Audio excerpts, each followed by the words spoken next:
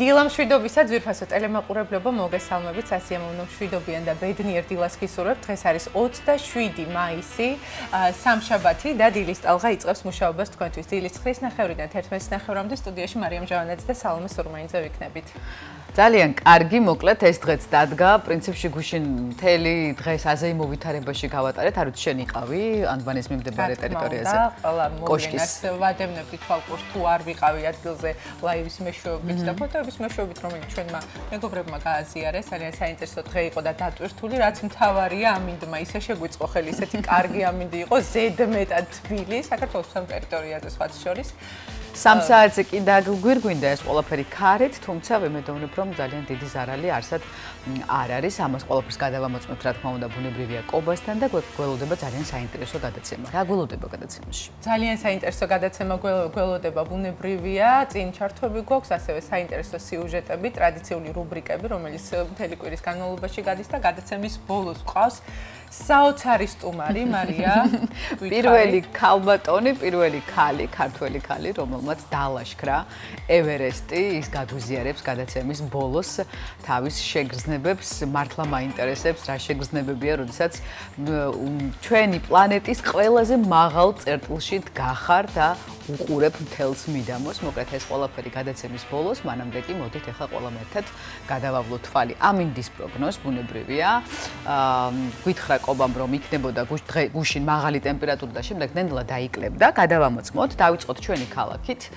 დღეს 27 მაისს ბათუმში 25 გრადუსია მოსალოდნელი და ცოტა წვიმასაც ვხედავ და რაღაცნაირად ცვალებადი მოყრუბლიანობა და რატომ დილით არ უჩანდა პირი. ასე უნდა გავიცნოთ პროგნოზი. ასევე ქობულეთსა და ქედაშიც არასტაბილური ამინდი იქნება. ქობულეთში 25, ქედაში 26, შუახევშიც 26 გრადუსი სითბო, ხულოში 24, ხოლო გოდერძის უღელტეხილზე დღეს 22 გრადუსი სითბო შენარჩუნდება. მაინც მაღალია ტემპერატურა. ოზურგეთში +28, ურეგშიც 28, ლანჩხუთში 28 გრადუსი, ასევე 28 გრადუსი იქნება ჩოხატაურში. რაც შეეხება ბახმაროს, ბახმაროშიც ნალექია მოსალოდნელი წვიმის სახით და +22. და ხალხი როგორ მოძრაობს ჩანს ნამდვილად წვიმის კვალი ჯერჯერობით არ არის. ფოთში 28, ნაკლიაში 30, სოხუმს რაც შეეხება დღეს უნალექო ამინდი იქნება და 28 გრადუსი სითბო და ზუგდიდშიც ასევე +28. კოპიტნარსა და ქუთაისში +30, საირმეში 24 გრადუსი იქნება დღეს. ეს იქნება ჰაერის მაქსიმალური ტემპერატურა დღის განმავლობაში. ნალექიანი ამინდია დღეს მესტიაში და 25 გრადუსამდე გათბება ჰაერი, +20 იქნება ბორჯომში, ბაკურიანში 18 და ასევე 18 გრადუსი სითბოა დღეს ნავარაუდევი აბას თუმანში და ხანმოკლე წვიმა. ახალციხეში +22, გორში 24, ცხინვალში 23 გრადუსი იქნება, რაც შეეხება თელავს, თელავში უნალექო ამინდი იქნება და იქნება 24 გრადუსი. სითბო. სითბო, რა თქმა უნდა. მართლაც სითბოა, 25 გრადუსამდე გათბება ჰაერი დღეს დედაქალაქში და ასევე არასტაბილური არამდგრადი ამინდია ნავარაუდევი, შეიძლება უცაბედად ეს მზიანი ამინდი შეიცვალოს ხანმოკლე წვიმით, თუმცა აი ხედავთ კადრში ულამაზია ევროპის მოედანი, ულამაზესია და რომელსაც მედია გადმოჰყურებს ესე ოქროს საწმისით ხელში. აი პირდაპირ შეიძლება ითქვას, რომ ევროპული ქალაქია ბათუმი. ნამდვილად, გეთანხმები მარია და ძალიან ლამაზად არის განათებული დილიდან. შეგიძლიათ კი, მაგრამ ეხლა როგორ უნდა გაწვიმდეს? გებრალება ხო წვიმისთვის? როგორ? თუ დღის რომელ მონაკვეთში გაწვიმდება, ამას მალე გავიგებთ, რამდენიმე წუთში კობა ფარტენაძე შემოგვიერთდება ამინდის უთხვარი პროგნოზით და დაზუსტებულია, რომ ნამდვილად უთხვარი. ზოგადად ამინდის სავარაუდოა და მეთანხმები, ვარაუდობთ ხოლმე ამინდს. მოდის ბათუმში. და ყოველთვის ვწდებით, როცა მობილურ მოწყობილობებში ვამოწმებთ ამინდის პროგნოზს. არენდოთ მობილურ მოწყობილობებს, როგორც კობა გვეუბნება, დაელოდეთ ჩვენს პროგნოზს, რამდენიმე წუთში შემოგვიერთდება კობა ფარტენაძე. მანამ კი ყველამ ერთად თვალი გადავავლოთ ვალუტის ოფიციალურ კურსს.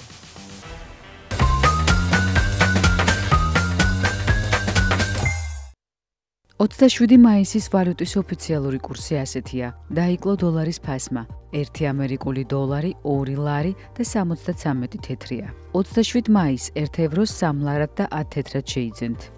ბრიტანული გირვანქა სტერლინგი 3 ლარი და 79 თეთრი ეღირება. ხოლო თურქული ლირა 7 თეთრი. მოიმატა ბიტკოინის ფასმა. 1 ბიტკოინის ღირებულება 299,306 ლარია. ერთ ეთერიუმს 7010 ლარად შეიძენთ. ერთი BNB კი 1839 ლარი.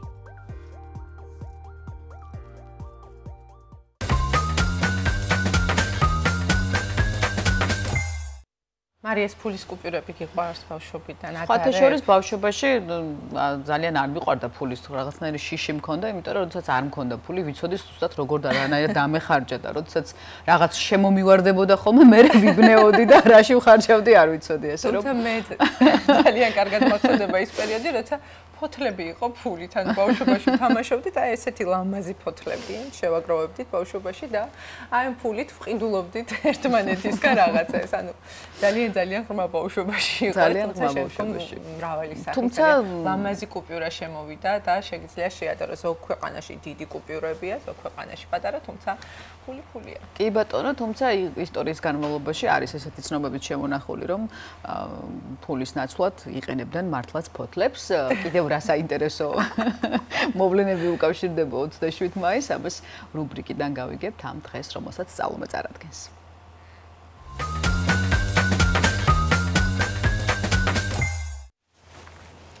1930 წლის ამ დღეს ინჟინერმა რიჩარდ ძრიუმ დააპატენტა გამჭვირვალე ცელოფნის წებოვანი ლენტის სკოჩი. ინოვაციური პროდუქტი, რომელიც შეღებვის დროს მანქანის შუშის დასაცავად გამოიყენებოდა.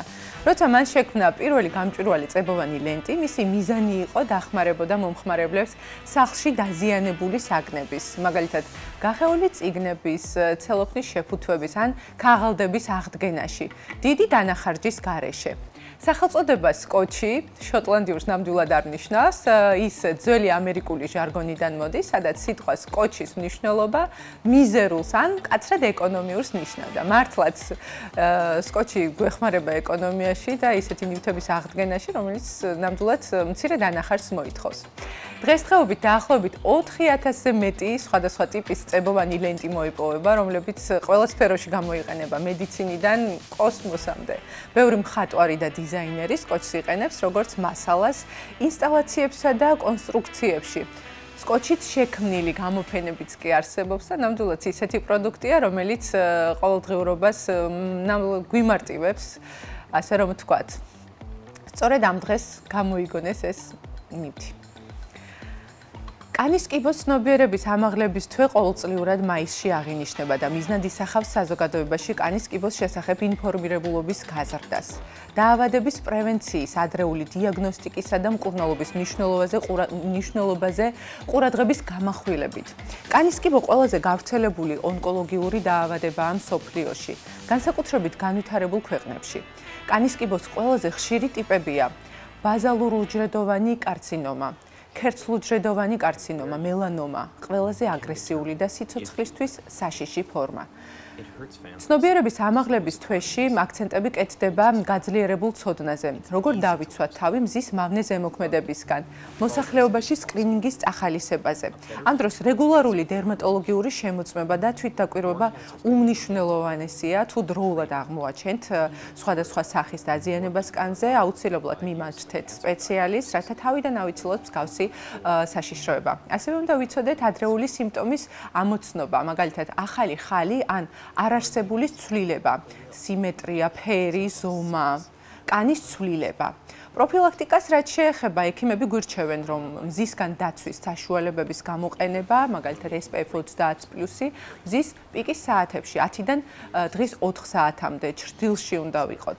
დამცავი ტანსაცმლის, ქუდებისა და სათვალეების ტარება აუცილებელია. უნდა გამოვრიცხოთ სოლარიუმში გარუჯვა. კანის კიბოს ცნობიერების ამაღლების თვეში ხშირად გამოიყენება შავი ფერი, რომელიც მელანომას სიმბოლოდ ითვლება. ნამდვილად გამოვიყენოთ კანის დამცავი, მაისი კანის კიბოს ცნობიერების ამაღლების თვეა და ვფიქრობ, რომ მნიშვნელოვანი საკითხია და უნდა გავითვალისწინოთ. და შემდეგი ამბავი. 1895 წლის 27 მაისს ინგლისში დააპატენტეს ერთ-ერთი პირველი კინოპროექტორი. ამ დროს კინოტექნოლოგია ჯერ კიდევ საწყის ეტაპზე იყო, მაგრამ სწორედ 1890-იან წლებში დაიწყო კინემატოგრაფის როგორც ახალი ხელოვნების ფორმის განვითარება. მიუხედავად იმისა, რომ კონკრეტული კინოპროექტორების განვითარებაზე ერთდროულად მუშაობდნენ სხვადასხვა ქვეყნებში, მათ შორის იყვნენ ძმები ლუმიერები საფრანგეთში, ტომას ედისონი და უილიამ დიქსონი ამერიკაში. ასევე ბრიტანელი გამომგონებლები, სწორედ ამ დღეს ბრიტანელმა გამომგონებელმა უილიამ ფრიზ გრინმა დააპატენტა თავისი კინოპროექტორის ერთ-ერთი ვერსია. ეს იყო ის პერიოდი, როცა მსოფლიო სერიოზულად მოემზადა კინოს როგორც მასიური გართობისა და ხელოვნების ფორმის გამოჩენისთვის.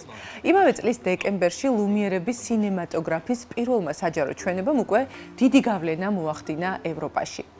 27 მაისი მნიშვნელოვანი თარიღია კინოტექნოლოგიების განვითარებისთვის, განსაკუთრებით პროექტორის მექანიზმის გაუმჯობესების თვალსაზრისით. ძალიან დიდი ისტორია აქვს, რა დღეს უკვე ტექნოლოგია იმდენად შეიცვალა და გამრავალფეროვდა, რომ მნიშვნელოვანია ვიცოდეთ როგორ და რითი დაიწყო ეს ყველაფერი. სულ ეს იყო დღეისთვის, ვისაც დღეს გაქვთ დღეობა 27 მაისს ყველას გილოცავთ. მაისიც მიილია მარია. ძალიან უცებ და არ მომბეზრდება იმის თქმა, რომ დრო საკმაოდ დაჩქარდა. დღის განმავლობაში ფაქტობრივად არ ვიცი თქვენ შეამჩნიეთ თუ არა, ვერაფერს ვერ ვასწრებთ, გათენებული არ არის უკვე ღამდება, თვე დაწყებული არ არის უკვე სრულდება და ეს ფაქტობრივად ამას გრძნობს ყველა. ხო და ჩვენც რომ არ გაგვეპაროს ახლა საეთერო დრო და ყველაფერი რომ მოვასწროთ და მოგიყვეთ, შევიჭყიდოთ ახლა ქეთასთან სამზარეულოში, ვნახოთ რას მოგვიმზადებს და შემდეგ ვებსიახლეებით დაგიბრუნდებით.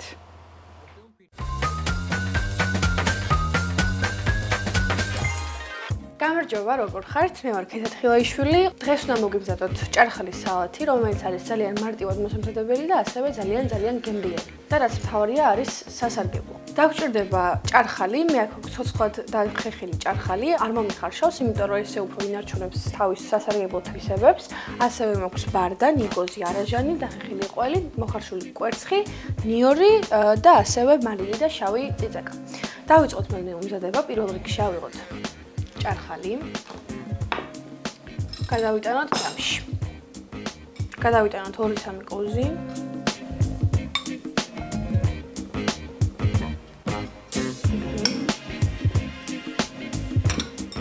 ახლა დავჭრათ ინგრედიენტები. პირველ რიგში კვერცხი. მე მაქვს აქ 4 ცალი მოხარშული კვერცხი, მაგრამ დღეისთვის 3-ს გამოვიყენებ, იმიტომ რომ მგონია რომ საკმარისი იქნება.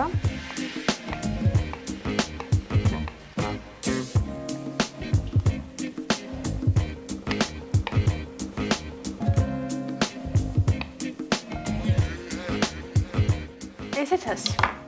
დავჭერდით კვერცხი, გადავიტანოთ ახლა ჯამში.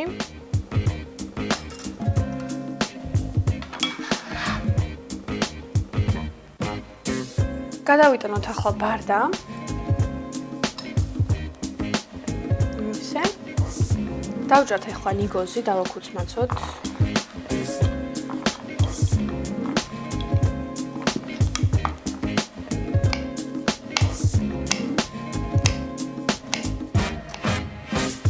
შეგიძლიათ დააჩოპეროთ, მაგრამ მე უფრო მომწონს რომ მომყვება ჭამის დროს ნიგოზი რაღაც უფრო გემრიელია.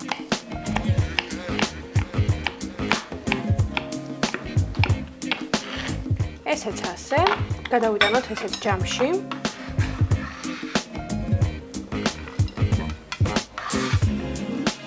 დავჭრათ ნიორი.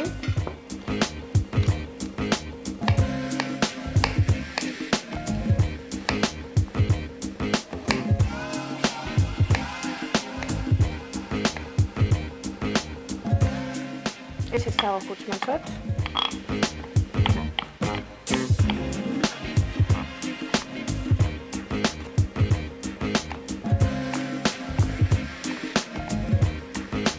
ესეც ასე.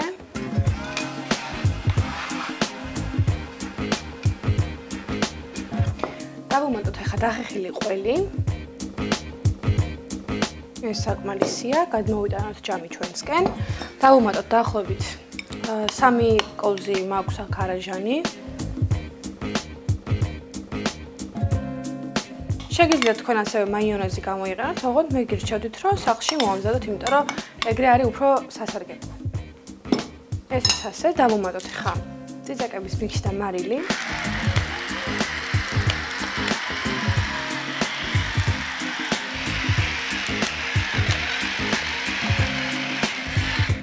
ეს ასე. ახლა კარგად მოვურიოთ ერთმანეთში ყველაფერი და შემდეგ შეგვიძლია რომ გემრიელად მივირთვოთ.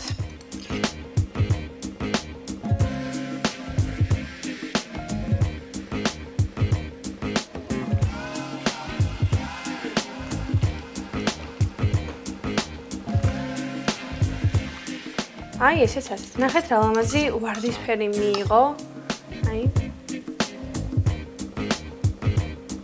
მოდი ახლა დავაგემოთ ერთად.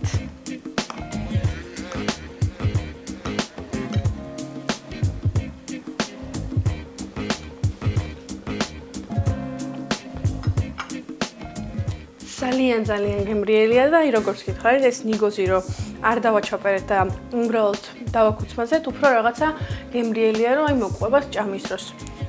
საბოლოოდ არის მართლა ძალიან ჯანსაღი, უგემრიელესია, აუცილებლად მოამზადეთ, სხვებსაც გაუზიარეთ ეს რეცეპტი, გაავრცელეთ რაც შეიძლება სწრაფად, იმიტომ რომ ძალიან მოგეწონებათ ყველას. მომდევნო რუბრიკაზე დაგემშვიდობებით, კეთილი სურვილებით, ნახვამდის.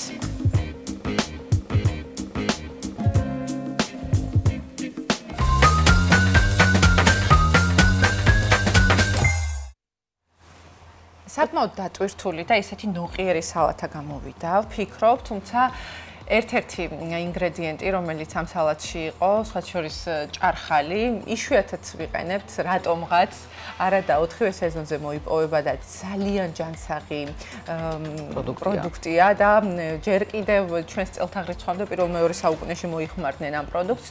სამკურნალოდ ისეთი მეცნიერები, როგორიც არის ავიცენა, სხვადასხვა ექიმები იყენებდნენ გარეგანი მოხმარებისთვის ნაყოფს და საკვებად მაშინ მხოლოდ ფოთლებს მიიღებდნენ.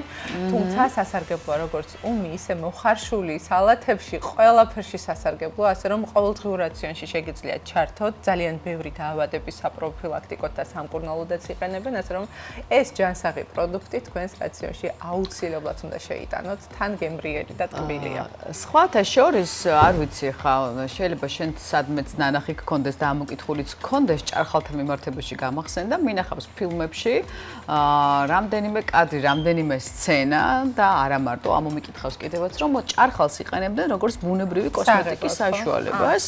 ეს არის ჩვეულებრივად ბლაში ბუნებრივი, შეგიძლია გაჭრა ეს წაისვა ოდნავ და შემდეგ უბრალოდ გადაინაწილო და ეს ნაწილი მარიას ხრიკებში ჩაისვას მარიას ხრიკებში. იცი რა მაგარი ეფექტი აქვს სხვათა შორის მე როდესაც ვნახე ეს პატარა მონაკვეთი ფილმიდან დამაინტერესა, იმიტომ რომ მე მიყვარს ზოგადად ნატურალური პროდუქტები და იმასაც ამბობენ კოსმეტოლოგები, რომ რასაც ჩვენ მივირთმევთო, ჩვენს კანს ის უნდა მოვახმაროთო და ბუნებრივია, ამიტომაც ხშირად მიხილავს სამზარეულოში. არა მარტო ყველაფერს, რასაც ვნახავ, მაწონი იქნება ნადუღი იქნება, მე ყველაფერს ახეზებს მე. მე თან დიდი რაოდენობით ვსვამდა, თუ ნახეთ წითელი ზედმეტად გადაწითრებული, ესე იგი გავითვალისწინე.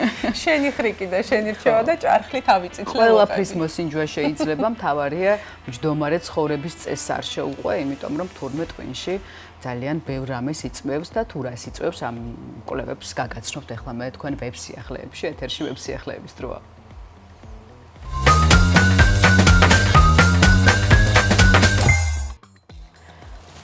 ჯდომარე ცხოვრების წესი ტვინის დაპატარავებასთან და ალცჰაიმერის რისკთან დააკავშირეს. თანამედროვე მსოფლიოში ადამიანთა დიდ ნაწილს ჯდომარე ცხოვრების წესი გვაქვს, რისი უარყოფითი შედეგებიც უკვე დიდი ხანია ცნობილია. ამ დროს ძირითადად ყურადღებას ფიზიკურ პრობლემებზე ამახვილებენ, რომელთა შემჩნევად შედარებით მარტივია, მაგრამ რა ხდება ამ დროს ჩვენს ტვინში? ახალი კვლევის თანახმად მოზრდილებში, რომლებიც უკვე ხანდაზმულობაში შედიან, დიდხანს ჯდომა ან წოლა ცენტრალური ნერვული სისტემის ამ ორგანოს დაპატარავებას უკავშირდება. ეს ტვინის იმ არეალში შეინიშნება, რომლებიც ალცჰაიმერის ჩამოყალიბებასთან ასოცირებული.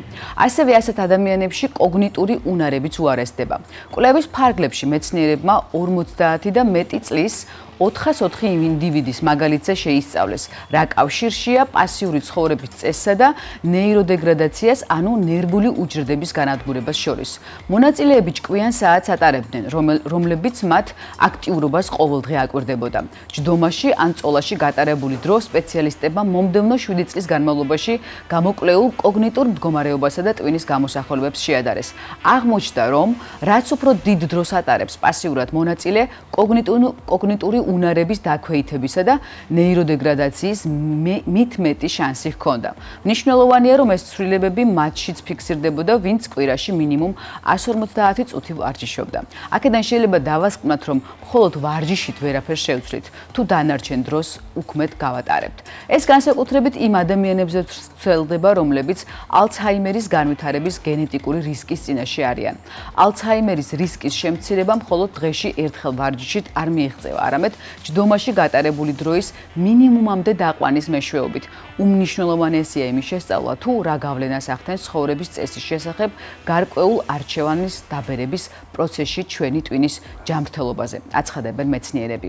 მოკლედ, ასეთი საინტერესო კვლევაა. ბუნებრივია, მჯდომარე ცხოვრების წესი ყველა ჩვენგანზე დიდ გავლენას ახდენს და ამ ყველაფრის მინიმუმამდე დაყვანა მას შემდეგ, რაც აქტიურად გვიწევს კომპიუტერებთან მუშაობა, შეგვიძლია. მე პირადად შემს მაგალითზე ვაკეთებ რას, როდესაც ვხედავ, რომ უკვე სადღაც საათი გამეპარა კომპიუტერთან, დგები და ბუქნებს ვაკეთებ. ან მედიტირებ, ან კიდევ ყურადღება გადამაქვს იმაზე, უბრალოდ დავდივარ სახლში, მივდივარ, მოვდივარ. შემიძლია ხანდახან ლიფტითაც კი არ ვისარგებლო და კიბეებზე მე-11 სართულზე ვცხოვრობ და კიბეებით ვისარგებლო. მოკლედ, შეეცადეთ, რომ თქვენს ცხოვრებაში მინიმუმამდე დაიყვანოთ მჯდომარე ცხოვრების წესი.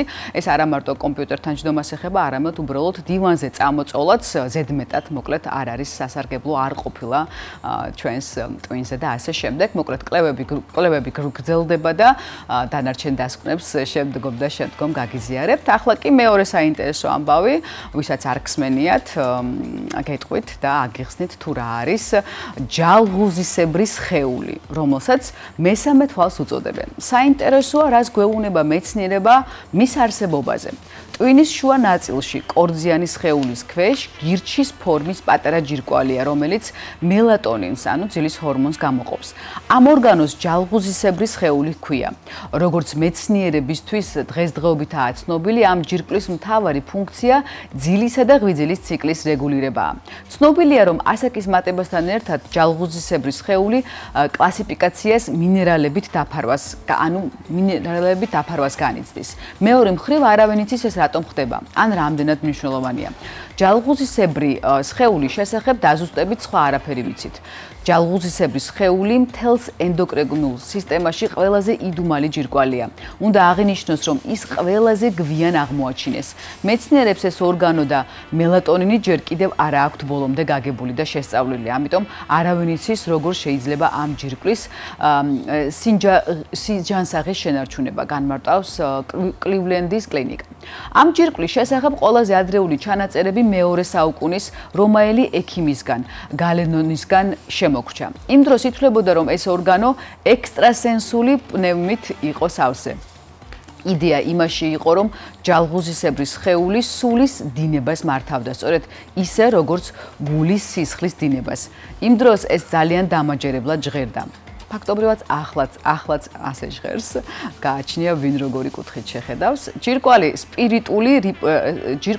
სპირიტული რეპუტაციით შუა საუკუნეებში სარგებლობდა. მე-17 საუკუნეში მასზე რენე დეკარტმაც დაწერა. იგი სულის მთავარი სავანეა, ადგილი, სადაც ყველა ჩვენი ფიქრი იბადებაო. ამ იდეის უარყოფა დეკარტის შემდეგ მალევე დაიწყო. მე-19 საუკუნისთვის მეცნიერები უკვე ფიქრობდნენ, რომ ჯალღუზისებრი სხეული უმეტესად უსარგებლო იყო, ჰიპოთეზური მესამე თვალის რუდიმენტული გადმონაშთიაო, ასე ამბობდნენ.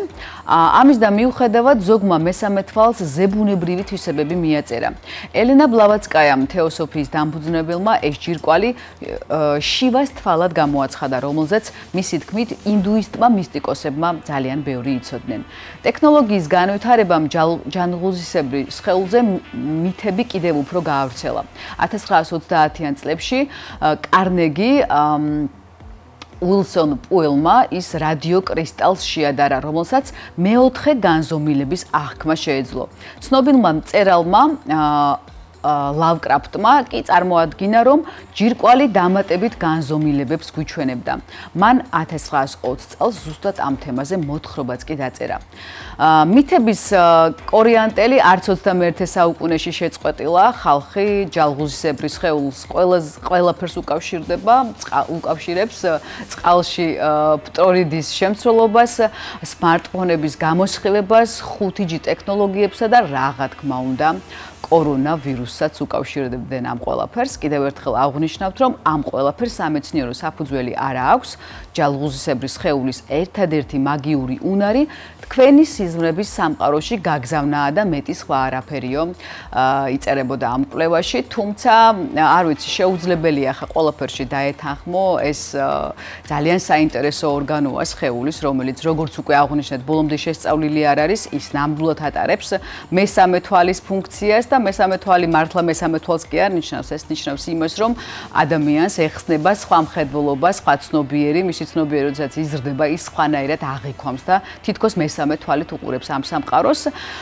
ბუნებრივია ეს იმდენად მაგიური შეიძლება ითქვას ჩვენი ორგანოა, რომელზეც ალბათ ესე ფართო მასებზე არ შეიძლება ამ თემის ირგვლივ უფრო ფართო მასებში საუბარი, იმიტომ რომ საიდუმლოებით მოცულია. შესაძლებელია რომ ეს ყველაფერი გრიფით საიდუმლო იყოს, თუმცა იმ ძველ ბიბლიოთეკებში, სადაც უამრავი ინფორმაცია ინახება ჩვენი სხეულის შესახებ, ბუნებრივია იქნება ამ ყველაფერზე ცნობები და განსაკუთრებით ვატიკანის მუზეუმებში ისინი აკონტროლებენ ხოლმე ამ სხეულს და დაინტერესებული არიან ამ სხეულით, ასე რომ მეეჭვება, მეკვლევა კი გაგაცანით, მაგრამ მეეჭვება რომ ეს ყველაფერი სიმართლე იყოს, რასაც სამკვლევებში. უბრალოდ ჩვენი ყურადღება ამის თქმა მინდოდა სხვაგან გადააქვთ და ბოლო ამბავი გამიგრძელდა ოდნავ. წყალქვეშა ნავ ტიტანის კატასტროფაზე დოკუმენტური ფილმი გადაიღეს. 2023 წლის 18 ივნისს ტურისტული წყალქვეშა ნავი ტიტანი, რომელიც ჩაძირული ტიტანიკისკენ მიემგზავრებოდა, გაუჩინარდა. კომპანია ოკეან გეიტსის კუთვნილი ხომალდის ბორტზე მყოფი 5 ადამიანთან კავშირი წყალში ჩაშვებიდან საათსა და 45 წუთის შემდეგ გაწყდა. როგორც მოგვიანებით გაირკვა, წყალქვეშა ნავიც და მისი ყველა მგზავრიც შიგნით მიმართულ აფეთქებას ემსხვერპლნენ. ამბავს მსოფლიო მედიასა და ინტერნეტშიც დიდი გამოხმაურება მოჰყვა გასულ წელს. შევიტყვეთ ისიც, რომ კატასტროფის შესახებ დოკუმენტურ ფილმს იღებდნენ. ფილმს სახელწოდებით ტიტანი ოკეან გეიტსის კატასტროფა. Netflix-ზე სულ მალე 11 ივნისს ვიხილავთ. მანამდე კი შეგვიძლია ტრეილერს შევავლოთ თვალი, რომელიც ახლა ჩვენს ეთერში გადის, რაც უფრო ღრმად იყურები, მით მეტად ბნელა. ასეთი შესავალი უძღვის წინ თითქმის 2 საათიან დოკუმენტურ ნამუშევარს, რომელიც იკვლევს როგორ და რატომ დასრულდა ტრაგიკულად სარისკო რეისი. ტიტანის წყალქვეშა ნავის აუბედითმა გამგზავრებამ ჩაძირული ტიტანიკისკენ 2023 წლის ივნისში ყველას ყურადღება მიიქცია, მაგრამ შოკის მომგვრელი გადაწყვეტილებები, რომლებიც კატასტროფას წინ უძღოდა, აქამდე არ გამხდარა ცნობილი. ვკითხულობთ ფილმის აღწერაში. ოკეან გეიტსის წყალქვეშა ხომალდის კატასტროფას კომპანიის დირექტორი სტოტქონ რაშიც შეეწირა. მოგვიანებით გავრცელებული ინფორმაციით, რაშმა იცოდა, რომ ტიტანი წესების დარღვევით იყო აგებული და მოსალოდნელი კატასტროფის შესახებაც არაერთხელ გაფრთხილებულა. ტიტანის გაუჩინარებიდან რამდენიმე დღეში ჩაძირული ტიტანიკის ნამსხვრევებიდან ასეულობით მეტრის დაშორებით წყალქვეშა ნავის ნარჩენებიც იპოვეს, რითაც საბოლოოდ დადასტურდა, რომ ხომალდმა კატასტროფული იმპლოზია განიცადა და წამის მეოცედში სრული განადგურება მოხდა. ეს ამბავი ჩვენ ყველას გვახსოვთ და საინტერესოა 2 საათიანი დოკუმენტური ფილმის ნახვაც ის დეტალები, რომელიც თქვათ საინფორმაციო წყაროებით არ გაშუქებულა. ასეთი იყო ვებ-სიახლეები და სხვათა შორის უნდა ვახსენო ისიც, რომ ძალიან ბევრი ცრუ მითი გავრცელდა იმის შესახებ. ის ადამიანები და ის მგზავრები, რომლებიც აქ იმყოფებოდნენ, მათ ცხადია ძალიან დიდი თანხა გადაიხადეს იმისთვის, რომ უბრალოდ ჩაძირული ტიტანიკი ენახათ და ასეთი ინფორმაციაც გავრცელდა, რომ უბრალოდ მათ უნდათ, რომ სხვა სახელი დაგვარებით გაეგრძელებინათ ცხოვრება მიწაზე, რომ აღარ შეეწუხებინათ. არ ვიცი, მევალეები იყვნენ თუ მევახშეები, ასე რომ მათ თითქოს გაითამაშეს ეს კატასტროფა კატასტროფა და შემდეგ გადარცხოვდნენ და გადაირქვეს სახელები და სხვაგან არსებობენ. ასეთი საინტერესო მითიც გავრცელდა და საინტერესოა ფილმში თუ იქნება ამ ყველაფერზე ნახსენები და ამით შესახებ ინფორმაციაც მკვლევრები იკვლევენ დღემდე და ყოველთვის აქტუალური თემაა. საინტერესოა როგორ გაქრა ასე წამის მიასეჩი და როგორ ხო, არავინ არ იცის რა მოხდა ოკეანის სიღრმეზე, 11 კილომეტრის სიღრმეზე, სადაც ტიტანიკია ჩაძერილი, ეს ყველაფერი ხდებოდა ატლანტიკის ოკეანეში. თუმცა ვიცით, რომ 9 საათი შესრულდა და საინფორმაციო გამოშვების დრო დადგა. სულხან წულუკიძე შემოგვიერთდება, სულხან დილამშვიდობის. დიახ, ნამდვილად ასეა, მოგესალმებით კოლეგებო, მოგესალმებით ჩვენს მაყურებელს. თბილისის დრო 9 საათია და ახალი ამბების დრო.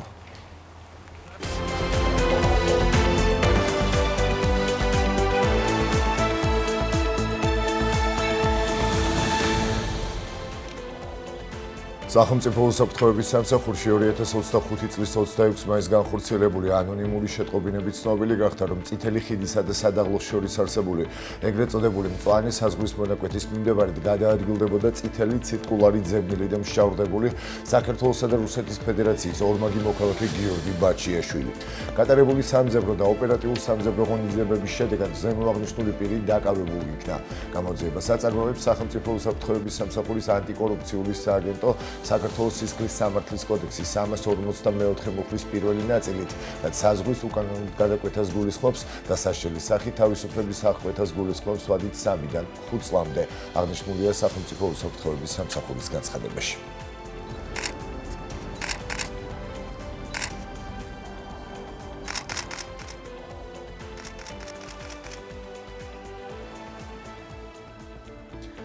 ბათუმში გვიანღამით აქციის მონაწილე ლუკა ნაცვლიშვილი დააკავეს და დროებითი მოთხოვების იზოლატორში გადაიყვანეს.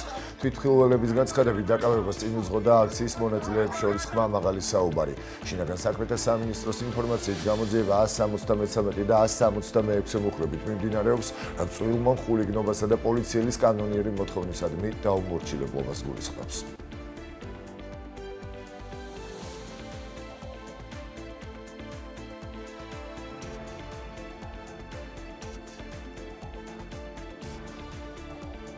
უნდა შეიქმნას პოლიტიკური ალტერნატივა, ისეთი ალტერნატივა, რომელიც ისარგებლებს თქვენი ნდობითა და ჩვენი პარტიების ნდობით. ამის შესახებ საქართველოს მეხუთე პრეზიდენტმა სალომე ზურაბიშვილმა რუსთაველზე სიტყვით გამოსვლისას განაცხადა.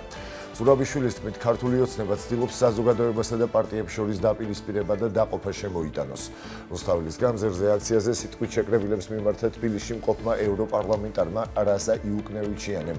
მისი თქმით, ქართველები გმირები არიან და ქართველი ხალხის ბრძოლა ევროპისთვის ბრძოლაა. ბრძოლა კოლონიური რუსული იმპერიის წინააღმდეგ.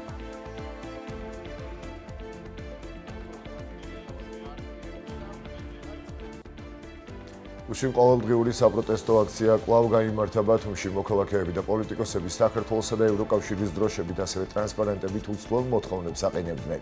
საუბრობდნენ საქართველოს დამოუკიდებლობის მნიშვნელობაზე და იმაზე, თუ როგორი სისხლითა და ბრძოლით მოიპოვეს ჩვენი ქვეყნის გმირებმა საქართველოს დამოუკიდებლობა. აქციის მონაწილეებმა მოგვიანებით ქალაქის ქუჩებში საპროტესტო მცდელობას მოაწყვეს. საქართველოს დამოუკიდებლობა ეს არ არის კერძოდ ვიღაცის საკუთრება, ეს არის ქართველი ხალხის საკუთრება, რა თქმა უნდა. მე ორიდან ისევ მინდა გამოვხმაურო ყობახიძეს განცხადებას, რომ ფეხი არ წავიდეს ოპოზიციას ქუჩაში არ გამოვიდესო. ეს არასწორია, რა თქმა უნდა. თავისუფლება და დამოუკიდებლობა ეს ხალხის საკუთრება არის და არა რომელიმე პარტიის თუნდაც. მნიშვნელობა რა აქვს, თავრობა იქნება, ოპოზიცია იქნება. ეს ხალხის საკუთრება, ხალხმა მოიპოვა სისხლით და ოფლით, რა თქმა უნდა და ჩვენ ბუნებრივია ბოლომდე უნდა ავიბრძოლოთ თავისუფლებისთვის. სხვაგვარად, რა თქმა უნდა, საქართველო ვერ იქნება ერთიანი წარმატებული და ძლიერი სახელმწიფო ვერ ასრულებს. ჩვენ ქვეყანას ზოგადად თავისუფლება, დამოუკიდებლობა სისხლით აქვს მოპოვებული და თითოეული მოქალაქის ვალია ამ თავისუფლების დაცვა. ამიტომ ჩვენი ეროვნულობის ერის განსაზღვრელი თარიღია ეს, ასე ვიტყოდი მე და ეს უნდა დავიცვათ და რაღაცა საზოგადოების რაღაც ნაწილის კონკრეტული ამ შემთხვევაში ეგრეთ წოდებული ხელისუფლების აკვიატებას არ უნდა გადავაყოლოთ სისხლით მოპოვებული ქართველი ერის თავისუფლება. ამიტომ ვარ ჩვენ აქ. დღეს ჩვენი სახელმწიფოსთვის ყველაზე მნიშვნელოვანი დღეა, ყველაზე სახელმწიფოებრივი დღეა, დამოუკიდებლობის დღე და გამომდინარე აქედან ბათუმელები ამას განსაკუთრებით აღნიშნავენ.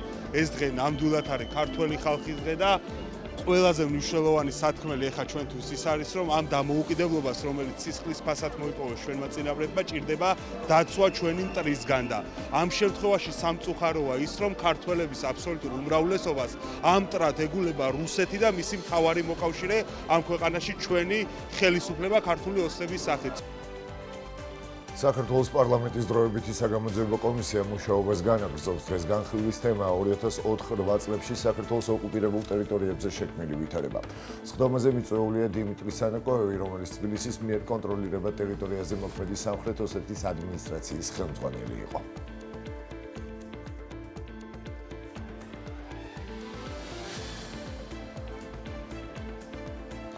საქართველოს დამოუკიდებლობის დღისადმი მიძღვნილი კონცერტი გაიმართა ბათუმში, ღონისძიება აჭარის ტელევიზიის პირდაპირ ეთერში გადაიცემოდა. მაყურებელმა მოусმინა აჭარის სახელმწიფო ვოკალურ ანსამბლ ბათუმს, აკადემიურ ანსამბლ არსიანს, ასევე სოლო შემსრულებლებს. ანსამბლ ხორუმის მოცეკვავე ცეკვა აჭარული და ხორუმი წარმოადგინეს. მაყურებლის დიდი მოწონილება დაიმსახურეს ბათუმის ვახტანგ ჭაბუკიანის სახელობის ბალეტის სკოლის მეორე კლასის მოსწავლეებმა, რომლებიც ჯოზეფ ბაიერის ცეკვა ყვავილებით და ქალაქური წარსკნენ მაყურებლის საღამო ბათუმის სახელმწიფო მუსიკალური ცენტრის კაპელის მიერ შესრულებული საქართველოს სახელმწიფო ჰიმნით ასრულდა. სუვერენულ უფლებათა მატარებელია.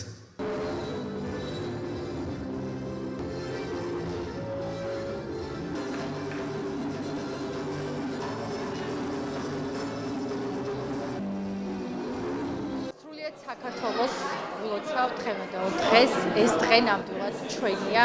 მინდა განსაკუთრებით მოვეფერო ჩვენს რეგიონს აჭარას, რაც დღეს წარმოვადგენილი ვნახეთ ჩვენი აჭარის რეგიონის კულტურის სამინისტროს მიერ გალა კონცერტის სახით. ძალიან არაჩვეულებრივად და ფანტასტიკურად იყო წარმოდგენილი ქართული კულტურა, ქართული სული, ის ისტორია, პატარა პრეისტორია, რომელშიც გამოგზაურა ღონისძიების ორგანიზატორებმა, რა თქმა უნდა, მინდა ძალიან დიდი მადლობა გადაუხადო და მინდა ვუსურვა რეგიონს და სრულიად საქართველოს მსგავსი ტიპის კულტურული, ისტორიული ღონისძიებები ძალიან ბევრი. ეს იყო საქართველოს ისტორიის გაცოცხლება, ეს იყო აჭარის არაჩვეულებრივი გუნდების, არაჩვეულებრივი ანსამბლების გამოსვლა ძალიან მაღალ დონეზე და მე მგონი ძალიან ისიამოვნა ხალხმა, რომელიც იყო დარბაზში. ძალიან 26 მაისი არის ამაღელვებელი დღე, 26 მაისი არის ბრძოლის დღე და 26 მაისი არის სიმბოლური დღე ჩვენთვის და ეს ბრძოლა დამოუკიდებლობისთვის გრძელდება. გრძელდება დღეს, გაგრძელდება კიდევ, იმიტომ რომ ჩვენ ვართ პატარაერი, რომელიც იბრძვის თავისი დამოუკიდებლობისთვის და ეს ყველაფერი გაცოცხლდა დღეს, გაცოცხლდა მუსიკით, გაცოცხლდა ფილმებით და გაცოცხლდა იმ ისტორიით, რაც ჩვენ გვახასიათებს და რაც ჩვენია. ეს დღე ნამდვილად ჩვენია. გალა კონცერტის დაწყებამდე ბათუმის დრამატული თეატრის მეორე სართულზე ასევე გაიმართა წმინდა მატათა მოციქულის გიმნაზიის მოსწავლეთა ნახატების გამოფენა. ნამუშევრებში განსაკუთრებული აქცენტი ეროვნულ თემატიკას დაეთმო.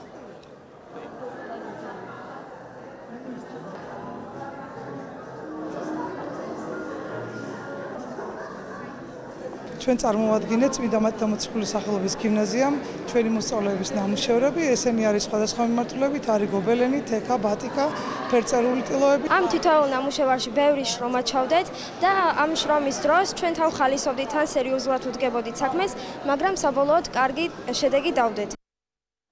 საქართველოს დამოუკიდებლობის დღესთან დაკავშირებით ორბელიანების მოედანზე სპორტული სივრცე მოეწყო, სადაც განთავსდა საგამოფენო და ვირტუალური სივრცეები, ფოტოს გადასაღები ადგილები და ეგეგმა სხვადასხვა სპორტული აქტივობა, მათ შორის სამაგიდო თამაშები. ბავშვებს სახალისო თამაშებში ჩართვის საშუალება მიეცათ. ორბელიანის მოედანზე ასევე მოწყობილია სპეციალური სივრცე შეხვედრა ლეგენდასთან, რომლის სტუმრებს ცნობილ ქართველ სპორტსმენებთან შეხვედრის საშუალება მიეცათ.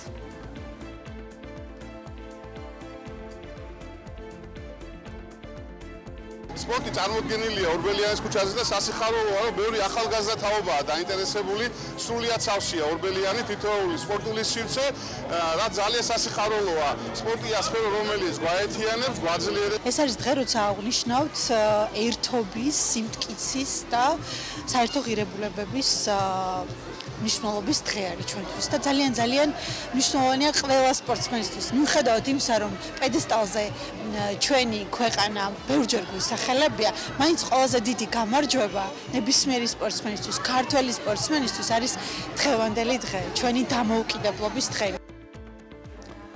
ასეთი იყო ახალი ამბები 9 საათზე, მთავარ 10 საათიდან სოფო ხელოძე გაუძღვება, მე კი ხვალამდე გემშვიდობებით. ნახვამდის. ძალიან დიდი მადლობა სულხან გემშვიდობებით დაველოდებით სოფოს რამდენიმე წუთი დარჩა ისევ საინფორმაციო გამოშვებამდე 10 საათზე ისევ შემოგვიერთდება თუმცა მანამ გეტყვით რომ გრძელდება გადაცემა დილის 9:00-დან 11:30-მდე ჩვენ ეთერში ვართ და წინ კიდევ ბევრი საინტერესო რამ გელოდებათ აქტუალური და ყველაზე საინტერესო ბევრი ადამიანისთვის ამინდის პროგნოზია რომელსაც კობა ფარტენაძე გაგვაცნობს კობა დილამშვიდობისა მოგესალმებით მოკლედ დილიდან გადავავლეთ თვალი პროგნოზს და ვიხილეთ ეს ნალექი, თან მზეც, თან ღრუბელიც აგვიხსენი რომელ საათებში იწვიმებს, სად იწვიმებს და როგორ. დილამშვიდობისა მოგესალმებით. მივესალმებით ჩვენს ტელემაყურებელს. საქართველოში დღეს მეტნაკლებად მაინც ამინდის პირობები მნიშვნელოვნად არ შეიცვლება, თუმცა მაინც დღის ბოლოს მცირე ხანმოკლეწვიმა არის შესაძლებელი ყველგან. გასული ღამის განმავლობაში დასავლეთის ძლიერი ქარი ქროდა ბათუმში 17-22 მეტრი წამში, ხოლო ზემო იმერეთსა და კოლხეთის დაბლობზე, გურიის, მთიან სოფლებში და სამეგრელოს სანაპირო კურორტებზე ძლიერი აღმოსავლეთის ქარი იყო 20-25 მეტრი წამში და შემდეგ უკვე ამინდის პირობები შედარებით უფრო არასტაბილური გახდა და დღეიდან ჩვენი ქვეყნის ტერიტორიაზე შედარებით მსუბუქად, მაგრამ მაინც გავრცელდება გრილი და ნოტიო ჰაერის მასები, რომლის გავლენაც მომდევნო 5 დღის განმავლობაში იქნება. ამიტომაც დრო-დადრო მოსალოდნელია შედარებით გრილი ამინდი და ხანმოკლე წვიმა. ეს უახლოეს დღეებში. რაც შეეხება დღევანდელ პროგნოზს, მხოლოდ დროგამოშვებით მოიმატებს ღრუბლიანობა და დღის მეორე ნახევარში ზოგან შესაძლებელია ხანმოკლე წვიმა და ელჭექი. პერიოდულად დასავლეთის ქარი გაძლიერდება 17-22 მეტრი წამამდე, მაგრამ მნიშვნელოვანი არც ეს ქარის სიჩქარეა და არც წვიმის ინტენსივობა იქნება დღეს ძლიერი, ასე რომ გაითვალისწინეთ, შედარებით გრილი დღე გველოდება, მაგრამ ტემპერატურა 25 გრადუსამდე მაინც მოიმატებს დღის განმავლობაში. 25 გრადუსია მოსალოდნელი ბათუმში, მცირე ხანმოკლე წვიმაა შესაძლებელი გვიან საღამოს.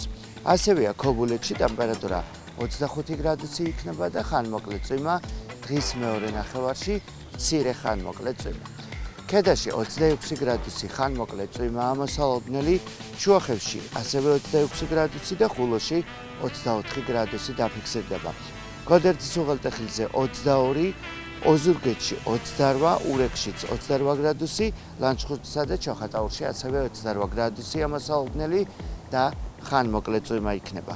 ბახმაროში 22 გრადუსი ხანმოკლე წვიმა, ფოთი-ანეკლია, სოხუმი, ზუგდიდი 28-30 გრადუსი და უნალექო ამინდი, უნალექო დღე იქნება და ასევე 30 გრადუსი კოპიტნარსა და ქუთაისში და რაც შეეხება საირმეს +24 გრადუსი უნალექო დღე. ხანმოკლე წვიმა დაფიქსირდება დღეს მესტიაში, ბორჯომში, ბაკურიანსა და აბასთუმანში ტემპერატურა მესტიაში 25, ბორჯომში 20 ბაკურიანში 18 და აბასთუმანშიც ასეთივე ტემპერატურაა. ახალციხესა და გორში ხანმოკლე წვიმა იქნება, ტემპერატურა კი 22-24 გრადუსი. ცხინვალში 23, დედაქალაქში 25 და თელავში 24 გრადუსია მოსალოდნელი და ხანმოკლე წვიმა იქნება. დედაქალაქში, თელავში კი +24 გრადუსთან ერთად უმეტესად უნალექო ამინდი. როგორც უკვე აღვნიშნე, საქართველოში დღეიდან დაიწყო და ხვალიდან უფრო მეტად იქნება საგრძნობი ამინდის არასტაბილურობა. ხანმოკლე წვიმა მომდევნო 5 დღის განმავლობაში ყოველდღე მოსალოდნელი, გრილი ამინდი ტემპერატურა 23-დან 25 გრადუსის ფარგლებში იმერყევებს.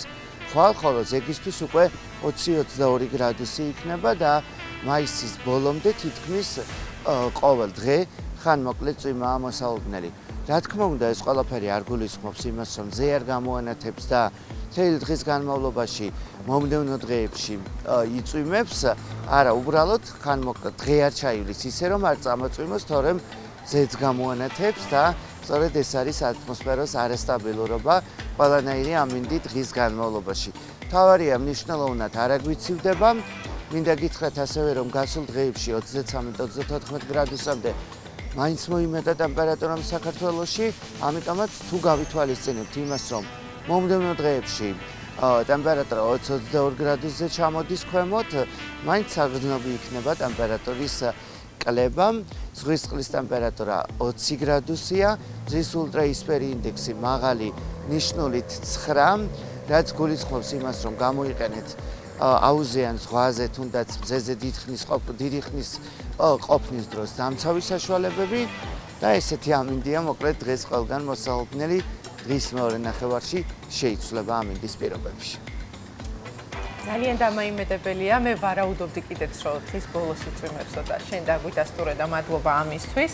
გავითვალისწინებთ ამ პროგნოზს, 32 გრადუსი ალბათ ზაფხულის ტემპერატურა იყო გუშინდელი და ცოტათი გაგვიკვირდა, თუმცა 22-მდე ჩამოვაო მომდევნო დღეებში და ამას ჩვეულებრივად შევხვდებით. ძალიან დიდი მადლობა კოპა შენ ამისთვის, ჩვენ ხვალამდე დაგემშვიდობებით.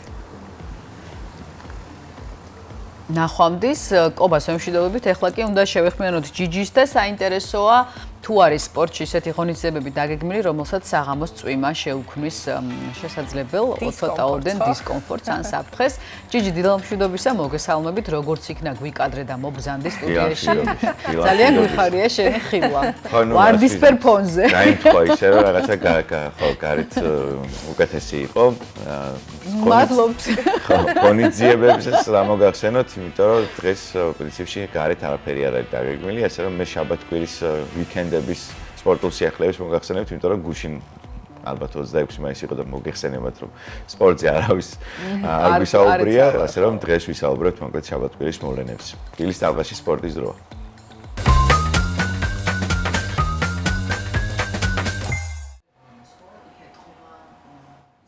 დილამშვიდობის მოგესალმებით, ვიწყებთ სპორტზე საუბარს და დავიწყოთ, როგორც უკვე ვთქვი, შაბათ-კვირას მომხდარი ამბებით სპორტის სამყაროში. დავიწყოთ კრისტალბეთ ეროვნული ლიგით. კრისტალბეთ ეროვნულ ლიგაში მორიგი ტურის მატჩები გაიმართა და ვნახოთ შედეგები როგორ დასრულდა მოკლედ მე-17 ტურის მატჩები. გარეჯმა იბერიასთან მოიპოვა ქულა, რაც შეგვიძლია სენსაციად ჩავთვალოთ გათამაშების ლიდერმა. ესე დაკარგა გასვლაზე გარეჯთან ქულები, ანგარიშით 1-1 ესე დასრულდა შეხვედრა. სამგურალმა დინამო ბათუმი გაანადგურა, ანგარიშით 3-0 დიდი ანგარიში დაფიქსირდა ამ შეხვედრაში. ბათუმელებს შეეძლოთ პირველ ტაიმში გაშვებული გოლის შემდეგ თამაშის გადარჩენა, პირველ ტაიმში, მაგრამ 11 მეტრიანი ვერ გამოიყენა და შემდეგ ისე მოხდა, რომ ორი უპასუხო გოლი გაუშვეს და ანგარიშით 3-0 ესე დასრულდა ეს შეხვედრა.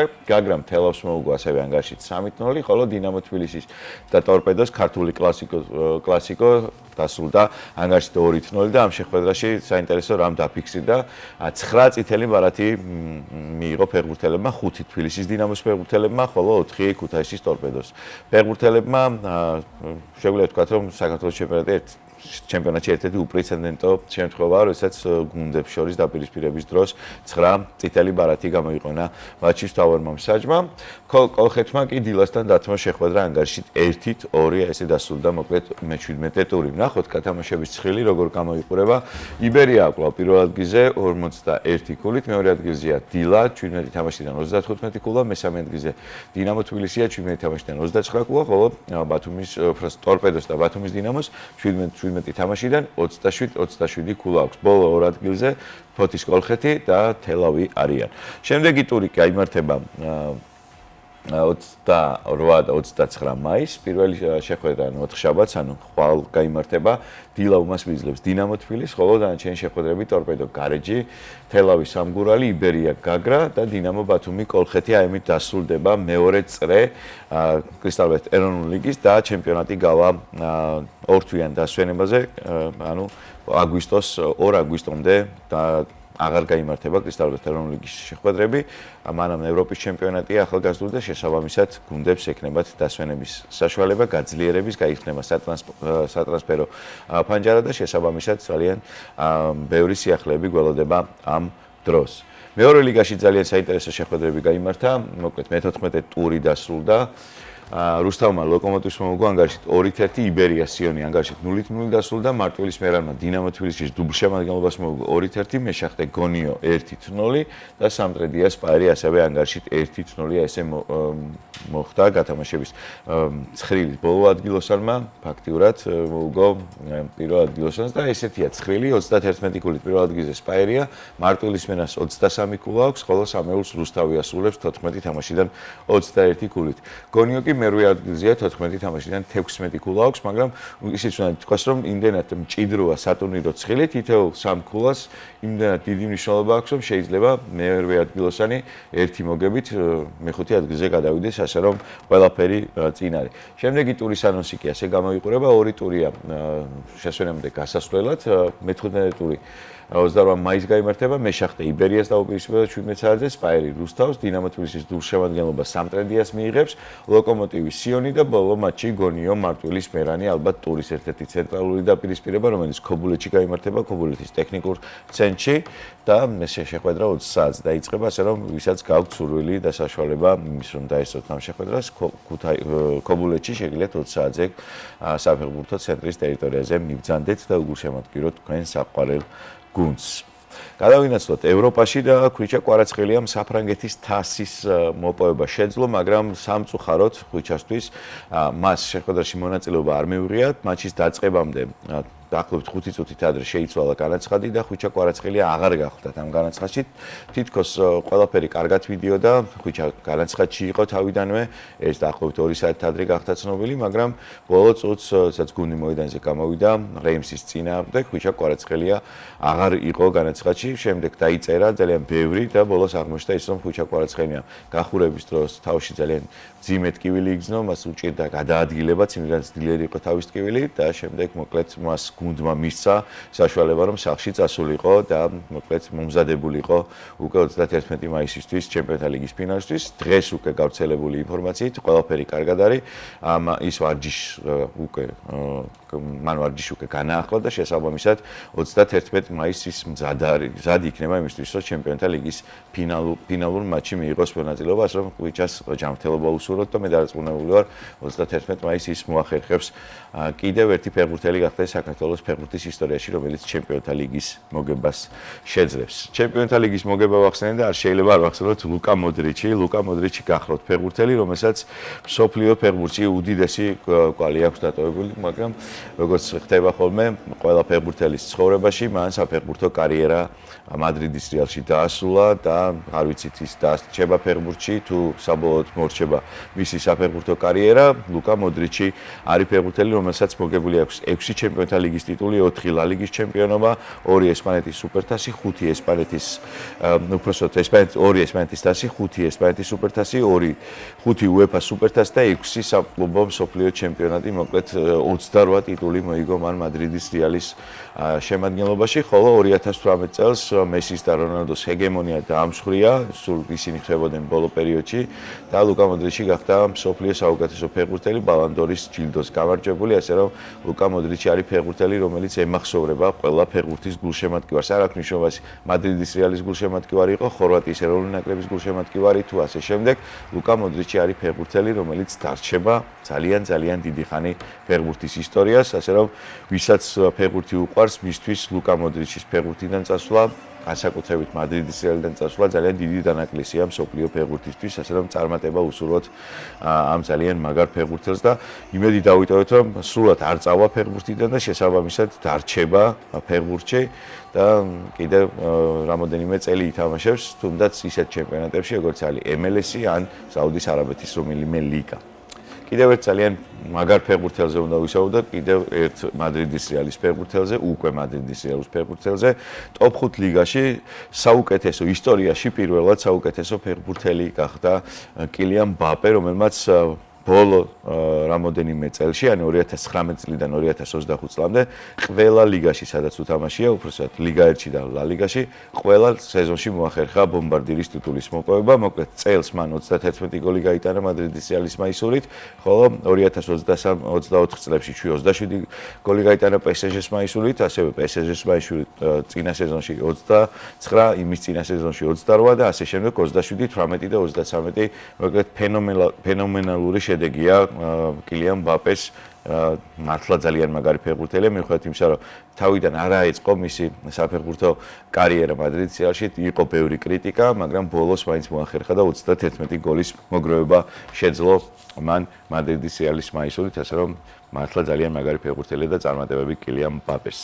გადავინახოთ იტალიაში, სამხრეთში, სადაც კიდევ ერთხელ მოახერხა უკვე მეოთხედ იტალიის ჩემპიონატის მოგება სერიას, მოგება ნაპოლიამ ამ ქალაქში ფეხბურთი უყვართ სიგიჟემდე და შესაბამისად კიდევ ერთხელ დაამტკიცეს ნეაპოლიტანელებმა, რომ საოცარი აღნიშვნა იციან იტალიაში კერძოდ აი ამ ქალაქში ფეხბურთის სიყვარული არის განსაკუთრებით მაღალ დონეზე აყვანილი და უკვე მესამე დღეა ეს ქალაქი ფეხბურთით ცხოვრობს, ფეხბურთის აი ამ დიდი ემოციებით და სიხარულით, მოკლედ ნაპოლი მეოთხედ თავისი ისტორიის ფარგლებში გახდა იტალიის ჩემპიონი, მან ერთი ქულით აჯობა მილანის ინტერს და 82 ქულა დააგროვა სატურნირო ცხრილში და იტალიის ჩემპიონის ტიტული მოიპოვა, მოკლედ ანტონიო კონტეს გაცვნილი გუნდი კლავ იტალიის ჩემპიონია. ისიც უნდა ვთქვათ, რომ წესით და რიგით იტალიის ჩემპიონის ტიტული ხვიჩა კვარაცხელიასაც უნდა მიიღო ეს მედალი, მაგრამ იტალიის ფეხბურთის ფედერაციის მიერ შემოღებულ ახალ რეგლამენტში მხოლოდ ის ფეხბურთელები იღებენ ჩემპიონის მედალს, ვინც საჩემპიონო მატჩი განაცხადში არის იმ გუნდის, რომელიც ჩემპიონი ხდება, ასე რომ მიუხედავად იმისა, რომ აი ეს რაღაც ოფიციალურად არ მოხერხდა ამის დადასტურება, ყველას ქსელში, ვიკიპედიაშიც უკვე როგორც ორგზის იტალიის ჩემპიონი, ასეა ხვიჩა კვარაცხელია მოხსენიებული, ასე რომ არ აქვს მნიშვნელობა მედალს მიიღებს თუ არა, მისი ნახევარი სეზონი ნეაპოლში იყო ხვიჩა კვარაცხელიას, ასე რომ მისი წვლილი ძალიან დიდია ნაპოლის გაჩემპიონებაში და ბოლო ამბავი ხაბი ალონსოს უკავშირდება. ხაბი ალონსო 2028 წლამდე მადრიდის რეალის მთავარისმცემელია. კიდევ ერთი ძალიან მაგარი მწვრთნელი მადრიდის რეალის რიგებში. კარლო ანჩელოტი უკვე ბრაზილიაში წარადგინეს როგორც ბრაზილიის ნაკრების თავმჯდომარედ, ხოლო კარლო ანჩელოტი უკვე უბრალოდ ხაბი ალონსო როგორც ხედავთ უკვე ფლორენტინო პერესმა წარადგინა როგორც მადრიდის რეალის მთავარისმცემელი და ნახოთ ახალი ერა იწყება მადრიდის რეალში და მე დარწმუნებული ვარ ძალიან საინტერესო ერა დაიწყება საფეხბურთო სამყაროში, იმიტომ რომ ეს ადამიანი არის ძალიან დიდი შემოქმედი და დიდი მცოდნე ფეხბურთის, ასე რომ წარმატებები მოკლედ ხაბი ალონსოს. ესეთი იყო სპორტული სიახლეები. კიდევ ბევრი შეიძლებოდა დღეს გვესაუბრა სპორტზე, მაგრამ ხვალ გავაგრძელებთ მოკლედ სპორტზე საუბარს. ეხლა კი მარიას და სალომეს უნდა დაუბრუნდეთ. ეს თქვენთან ერთად გავაგზავნო გადაცემის სქერა. მაგას მიზეზები აქვს, რატომ უნდა ვისაუბროთ დანარჩენზე ხვალ? იმიტომ რომ ბევრი მომივიდა. არა, იმიტომ რომ ჩვენს ეთერში რადიოს დრო მოვიდა, ასე რომ მანამ სანამ რადიოს დრო მოვა, დროის მანქანა უნდა ვნახოთ ტრადიციული რუბრიკა, რომელიც ყოველ სამშაბათს გადის და საინტერესოა, როდის აშენდა მაცხოვრის სახელობის სომეხთა წმინდა სამოციქულო ეკლესია და ვინ იყო მისი პროექტის ავტორი. ვნახოთ რუბრიკა დროის მანქანა.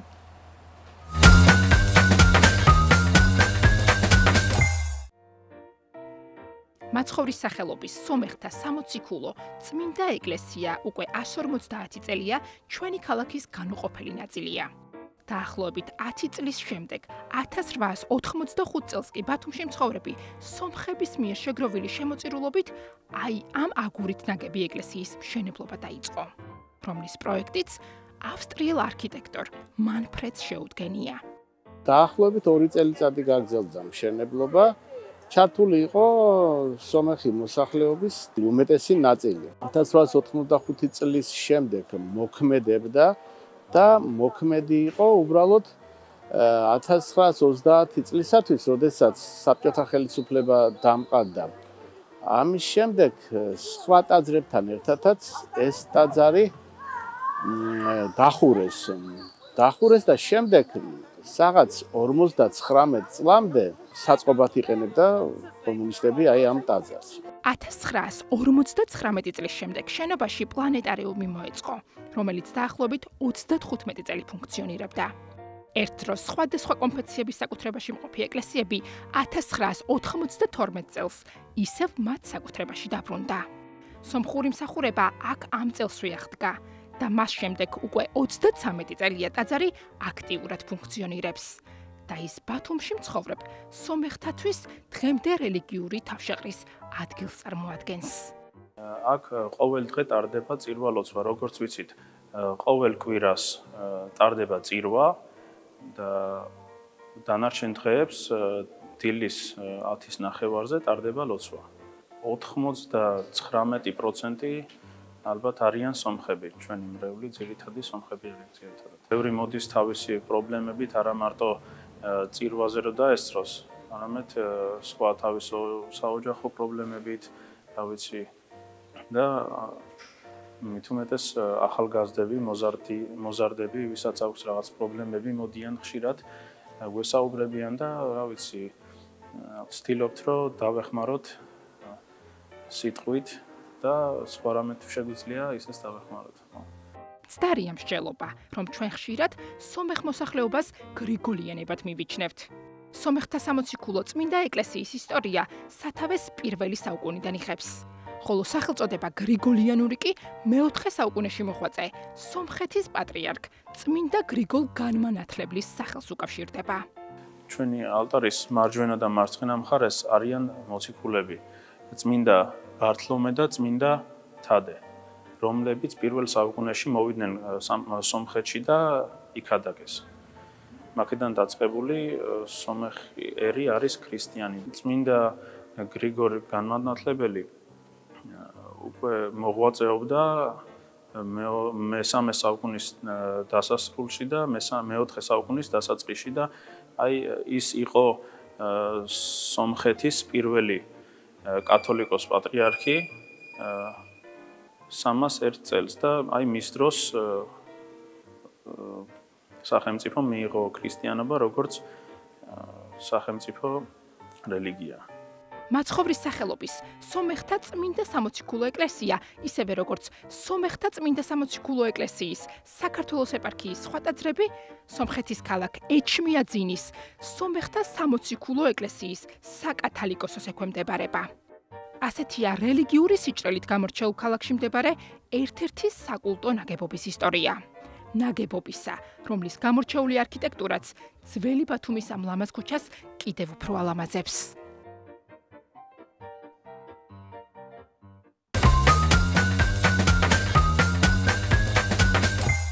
ძალიან დიდი მადლობა საინტერესო რუბრიკისთვის. ახლა კი ჩვენს ეთერში რადიოს თროა, მოგესალმებით. რადიო 104.5 ჩვენს ეთერში.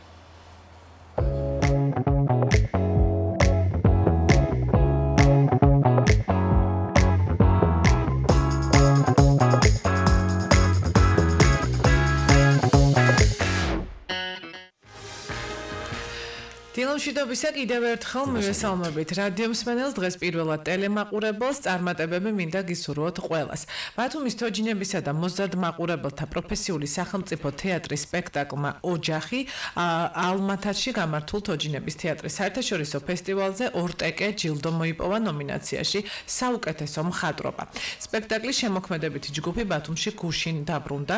დღეს დილის რადიო სტუმრები არიან ბათუმის თოჯინებისა და მოზარდ მაყურებელთა პროფესიული სახელმწიფო თეატრის დირექტორი, სპექტაკლის თანარეჟისორი ირაკლი კიკვაძე, სპექტაკლის კოსტიუმების მხატვარი დავით ტაკიძე, მოგესალმებით. მოგესალმებით. წარმატებას და აქ ამ სტუდიიდან დავაანონსეთ ჩვენ რომ იქნებოდა გასვლითი აქტივობა წარმატებული და ასეც გამოვიდა.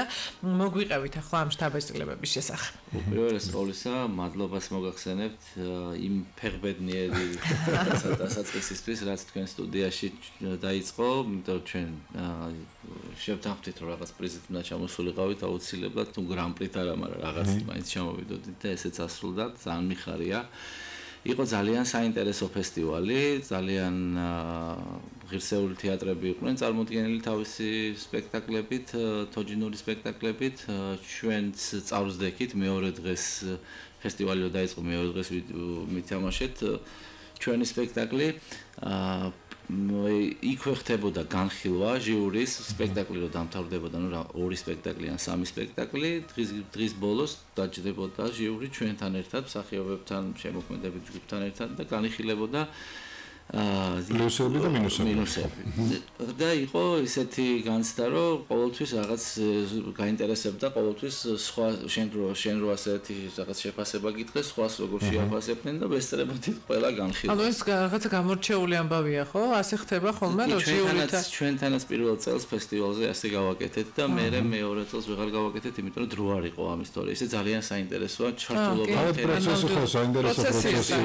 მთელი ჩართულობა ხდება და ძალიან პირველივე დღეს ჩვენი სპექტაკლი როდესაც ნახეს, მივიღეთ ძალიან დადებითი შეფასებები, ვიყავით ემოციებით სავსე, იმიტომ რომ აი ჩვენ გვითხრეს რომ ესეთი ორიგინალური, ესეთი რაღაცა სიახლე დიდი ხანი არ გვინახია ფესტივალებზე და კარგი იქნება თუ ამას ჩვენ ვისწავლით, რაღაც ასეთი ფრაზები იყო, მე გვითხრეს გენიალურობა არის სიმარტივეში და ნუ რაღაცა ისეთი იმით აგვავსეს ქებადიდებით ძალიან მაყოფილები ვიყავით და ბოლოს როდესაც ეს გადაწყვეტილება მიიღეს, როდესაც უკვე დაჯილდოების ცერემონია იყო, მანამდე ჩვენ მართლა არაფერი არ ვიცოდით და არც გვაინტერესებდა, იმიტომ რომ ის ყველაფერი პროცესი და ყველაფერი იმას რა ქვია თავისი ის აქვს ადგილი.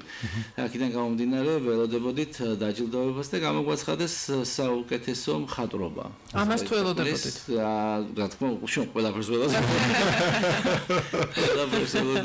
საუკეთესო ეს იყო რა ქვია, ანუ საუკეთესო მხატვრობა, მანამდე მინდა გითხრათ, რომ როდესაც ჩვენი შეფასება იყო ჟიურისგან, გითხრეს, რომ კოსტიუმების ავტორი ვინ იყო, იმიტომ რომ მართლა ხელით ნაკსოვია ჩვენი კოსტიუმები და ყოველთვის აღსანიშნავია ეს, როდესაც ისეც რო უყურებდეს ადამიანი, რომ არ იყოს ხელოვანი და იყოს ჩვეულებრივი მაყურებელი, ეს დაინტერესდება ამაზე და აქედან გამომდინარე დათოს მაგ აში დაუკრეს, რომ ესეთი კოსტიუმების ავტორი რო იყო და რო გამოდიოდით იმიდან რა ქვია, აი რომ დამთავრდა და ეს ცერემონია ყველაფერი, ჟიურის ერთ-ერთი წევრი მოვიდა ჩვენთან, ქალბატონი მარინა ივჯე და გითხრა, რომ ეს პრიზი არის კონკრეტულად ამ იმის კოსტიუმების ავტორისკენ. და ძალიან ბედნიერი დღეები გავატარეთ, ძალიან საინტერესო ამბებით, დაგიბრუნდით თან ახალი პროექტებით. ჩვენ სანამ წახვიდოდით, სწორედ ერთი კითხვა ეს იყო, რომ ყველა ასეთი გასვლითი აქტივობა მოიცავს მერე სამომავლოდ პერსპექტივებს და ძალიან საინტერესო და ამის შესახებ გითხარი ირაკლი, ხო ცოტათი მოგვიანებით რომ დავუთმოთ ახლა და დაიმახსოვრე ეს კითხვა აუცილებლად დაგიბრუნდებით. დავით, გილოცავ კიდევ ერთხელ ამ წარმატებას და აღიარებას ნამდვილად და როგორ აღაფრთოვანე შენ საზოგადოება ორტეკის ფესტივალზე და გითხარი საიდან დაიწყო ეს ყველაფერი შენი დაინტერესება ამას ამ მიმართულებით ამ სფეროთი კი კონკრეტულად თეატრის მიმართულებით თეატრი ძალიან ახლოს არის ჩემს ერთად სფეროსთან. მე ვარ სამოსის დიზაინერი და ჩვენს რეალობაში არ არსებობს სახელმწიფო პლატფორმა, სადაც შეიძლება საკუთარი ნამუშევრის წარმოჩენა სცენაზე. ამიტომაც თეატრი გახდა სივრცე, სადაც სიამოვნებით მუშაობ ამ ეტაპზე. ლეშე როგორ ფიქრობ, რა იყო ის მთავარი მარცვალი, რითაც მოხიბლე საერთაშორისო ჟიური, რომლებაც ერთხმად აღიარეს, როგორც ირაკლი მოგვეთქვა. როდესაც მივდიოდით ფესტივალზე, ჩემი პირველი საერთაშორისო ფესტივალი იყო და მაინც მქონდა ის შეგრძნება, მიუხედავად იმისა, რომ არ იყო კონკრეტული ცალკე ჯილდო კოსტიუმების მიმართულების, ვიცოდი, რომ ამას აღნიშნავდნენ და რაღაც რომ ამაში დარწმუნებულიც ვიყავი და ძალიან გამიხარდა, რომ ესეც მოხდა. რატომ ჩვენს გითხარ? ნუ ეს შემოქმედებითი პროცესია და მე ყველა ნამუშევარზე ვცდილობ, რომ მთელი ჩემი დრო შრომა ყველაფერი მასში ჩავდა და მივიღო შედეგი, რომელიც სასიამოვნო სასურველი იქნება არა მხოლოდ ჩემთვის, არამედ ფართო მასას მოეწონება. მაშინ ასე გითხავ, მუშაობის დროს რასაც ფიქრობდი ამ ნამუშევარზე, გაიგო თუ არა ეს საზოგადოება იმისე, როგორც შენ ჩაიფიქრე? ვფიქრობ კი. და რა იყო ეს? გითხარი რატომ არ გვეუბნები რა იყო? ემოციურად დავისთავად, მაგრამ აი ეს გვაინტერესებს. შრომა, კი. და რა იყო ის მთავარი ნიუანსი? ფერები, ორნამენტი თუ რა? მე ვფიქრობ ეს განსხვავებული ეკლექტიკა, რომელთაც ყოველთვის ვცდილობ რაღაც მოდის ელემენტები გადმოვიტანო თეატრში. და თეატრალური ეს ვიზუალური ესთეტიკა ძალიან განსხვავდება მოდისგან და ჩემთვის ეს ნაკლებად ორგანულია და ეს გარკვეული სიახლე ალბათ თეატრში და მაყურებელი ამით იხიბება. ირაკლი სპექტაკლის თანაავტორი გახლავდა, რამდენად იყო თანხwebdriver თქვენ შორის კოსტუმებთან რა უნდა და ირაკლის და რა მინდოდა შენ და მე ბოლოს როგორ დაემთხვა ეს ერთმანეთს? საბაში სტარტ მარტო არ ძალიან დიდი მადლობა მინდა უთხრა ბატონ ირაკლის, იმიტომ რომ თავიდანვე ძალიან დიდი დობა გამოიჩინა ჩემს მიმართ. ბატონ ნიკასაც უთხრა, რომ ამ დობის გამოჩენა საჭიროა და ჩემში დარწმუნებულია, იცის რა შედეგსაც დავდებ და ამ დობით მოხდა ეს ყველაფერი. მსახიობები იყვნენ და ნაკსობით მოგეხსენებათ ნაკსობი სარფლიანად კოსტიუმი და აგვისტოში თამაშობდით ამათ და აგვისტოში მიდიოდა რეპეტიციები და როგორ ვითამაშოთ ამ სიცხეში, მაგრამ აღმოჩნდა რომ ზამთარში მშვენიერი სათამაშო. ხო მე ალბათ როგორც დიზაინერი და როგორც თეატრის მხატვარი სამწუხაროდ ნაკლებად ვიფიქრე მსახიობების კომფორტზე და ვიფიქრე კოსტიუმის ვიზუალზე და გამართლა. და ირაკლი ახლა ჩემი ძველი კითხვა. გითხარი სამომავლო გეგმებზე და იმ ინიციატივებზე, რაც სწორედ აი ამ გასვლით ღონისძიებას ახლდა. მოყვა. სამ მაგას დავიწყებ ერთ რამეს ვიტყვი. ჩვენი რეჟისორი ნიკა საბაშვილი, მოგეხსენებათ ამ სპექტაკლის რეჟისორი, გახდა გრან-პრის მფლობელი ყაზახეთში, ოღონდ ყაზახური თეატრიდან წარმოდგენილი სპექტაკლი ჩინელი და მინდა აქედან მეულოცო მას ჩვენთვის ნიკა არ არის მარტო რეჟისორი, ეს არის ადამიანი, რომელიც ძალიან ბევრ რამეს აკეთებს ქართული თეატრისთვის და ვფიქრობ, ღირსეულად დააჯილდოვეს და გულოცავ მას ამას. რაც შეეხება ჩვენს ახალ იდეებს და ჩვენს ცოტა ოდნავ გავაჟღერებ, იმიტომ რომ მე არ მიყვარს რაღაც და ესეთი საუბარი მე რო ვერ გავაკეთებ ვინერგულებ, მაგრამ ვიტყვი რომ ეს არის კოლაბორაცია რამდენიმე ქვეყნის და მათ შორის საქართველოს და ჩვენ შემოგთავაზეს ეს მონაწილეობა რაღაც პროექტში და ეს არის ვიტყვი ბარემ ახალი სპექტაკლი უნდა გაკეთდეს 3 ქვეყნის მონაწილეობით და იქნება სხვადასხვა ქვეყნებში წარმოდგენილი ერთ-ერთი ქვეყანა მათ შორის არის სამხრეთ კორეა. ძალიან საინტერესოა. და სამომავლო პერსპექტივები დავით უკვე შენთან მიმართებაში, ანუ რამდენად მოიხიბლე ამ სფეროზე, რამდენად აპირებ განაგრძო ამ პროფილით მუშაობა. და ახლა უკვე მსახიობებზე. ეს სფერო ჩემთვის საინტერესო რომ არ ყოფილიყო, დღემდე აქ არ ვიქნებოდი, იმიტომ რომ დაახლოებით 2-3 წელი მოვაწევ ამ სფეროში. და მანაც ისევე გამიტაცა, რომ როგორც სამოსის დიზაინმა და რაც შეეხება მსახიობის კომფორტს, მასე რა თქმა უნდა ვიფიქროთ. ეს ჯილდო რამდენად განაპირობებს უკვე შენს სამომავლო мотиваციას. ძალიან სხვათა შორის მიუხედავად იმისა, რომ ამის მოლოდინი მქონდა, ხელოვან ადამიანს ყოველთვის აქვს რაღაც შინაგანი ბრძოლა და დაპირისპირება, რომ შეიძლება ისე არ არის ყველაფერი, როგორც ჩვენ ვფიქრობ. სუბიექტური ხარ, ხო შეიძლება და სხვა ემოციები არის. წარმოდაგისურვებთ რა თქმა უნდა, მადლობა რომ იყავით ჩვენთან ერთად, ძალიან დასაფასებელია გამთენიოს ჩამოფრინდე და მე აქ მოხვიდე ჩვენთან, ჩვენ ყოველთვის გელოდებით და გვიხარია თქვენი წარმატებები, მადლობა რომ იყავით ჩვენთან ერთად, კიდევ ერთხელ გილოცავთ ამ ჯილდოს. დღეს დილის რადიოს სტუმრები იყვნენ ბათუმის თოჯინებისა და მოზარდ მაყურებელთა პროფესიული სახელმწიფო თეატრის დირექტორი, სპექტაკლის თანარეჟისორი ირაკლი კიკვაძე, სპექტაკლის კოსტიუმების მხატვარი დავით დაკიძე. ტელემაყურებელს ვემშვიდობებით, რადიო მსმენელთან მალე დავბრუნდებით, დაგველოდეთ.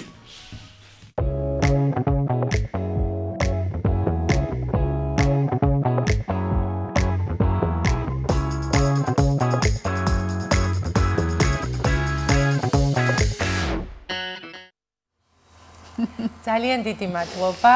დავბრუნდით დილის ტალღა პირდაპირ ეთერშია დილის 9:09-დან 11:09-მდე და დღეს ოდნავ შეცვლილი გრაფიკით უნდა შემოგვიერთდეს ასტროლოგიური პროგნოზით. ხატია ბედოშვილი, გუშინ ორშაბათი იყო ხატიას დღე, თუმცა საზეიმო გადაცემა ჰქონდა 26 მაისთან დაკავშირებით და დღეს ჩაგვერთვება ასტროლოგიური პროგნოზი. ძალიან საინტერესოა, მე მოუთმელად ველოდები ჩემს პროგნოზს პირადად. და ხატია რას გვეტყვიება, რა გველოდება მომდევნო კვირის განმავლობაში. დილამშვიდობისა მოგესალმებით. დილამშვიდობისა სალომე, დილამშვიდობისა მარია, მიხარია თქვენი დანახვა, მივესალმებით ჩვენს მაყურებელს. დავიწყებ ტრადიციულად კვირის ასტროლოგიური პროგნოზი და მინდა გითხრათ, რომ დღეს გქონდა ახალმთვარეობა ტყუპების ზოდიაქოში.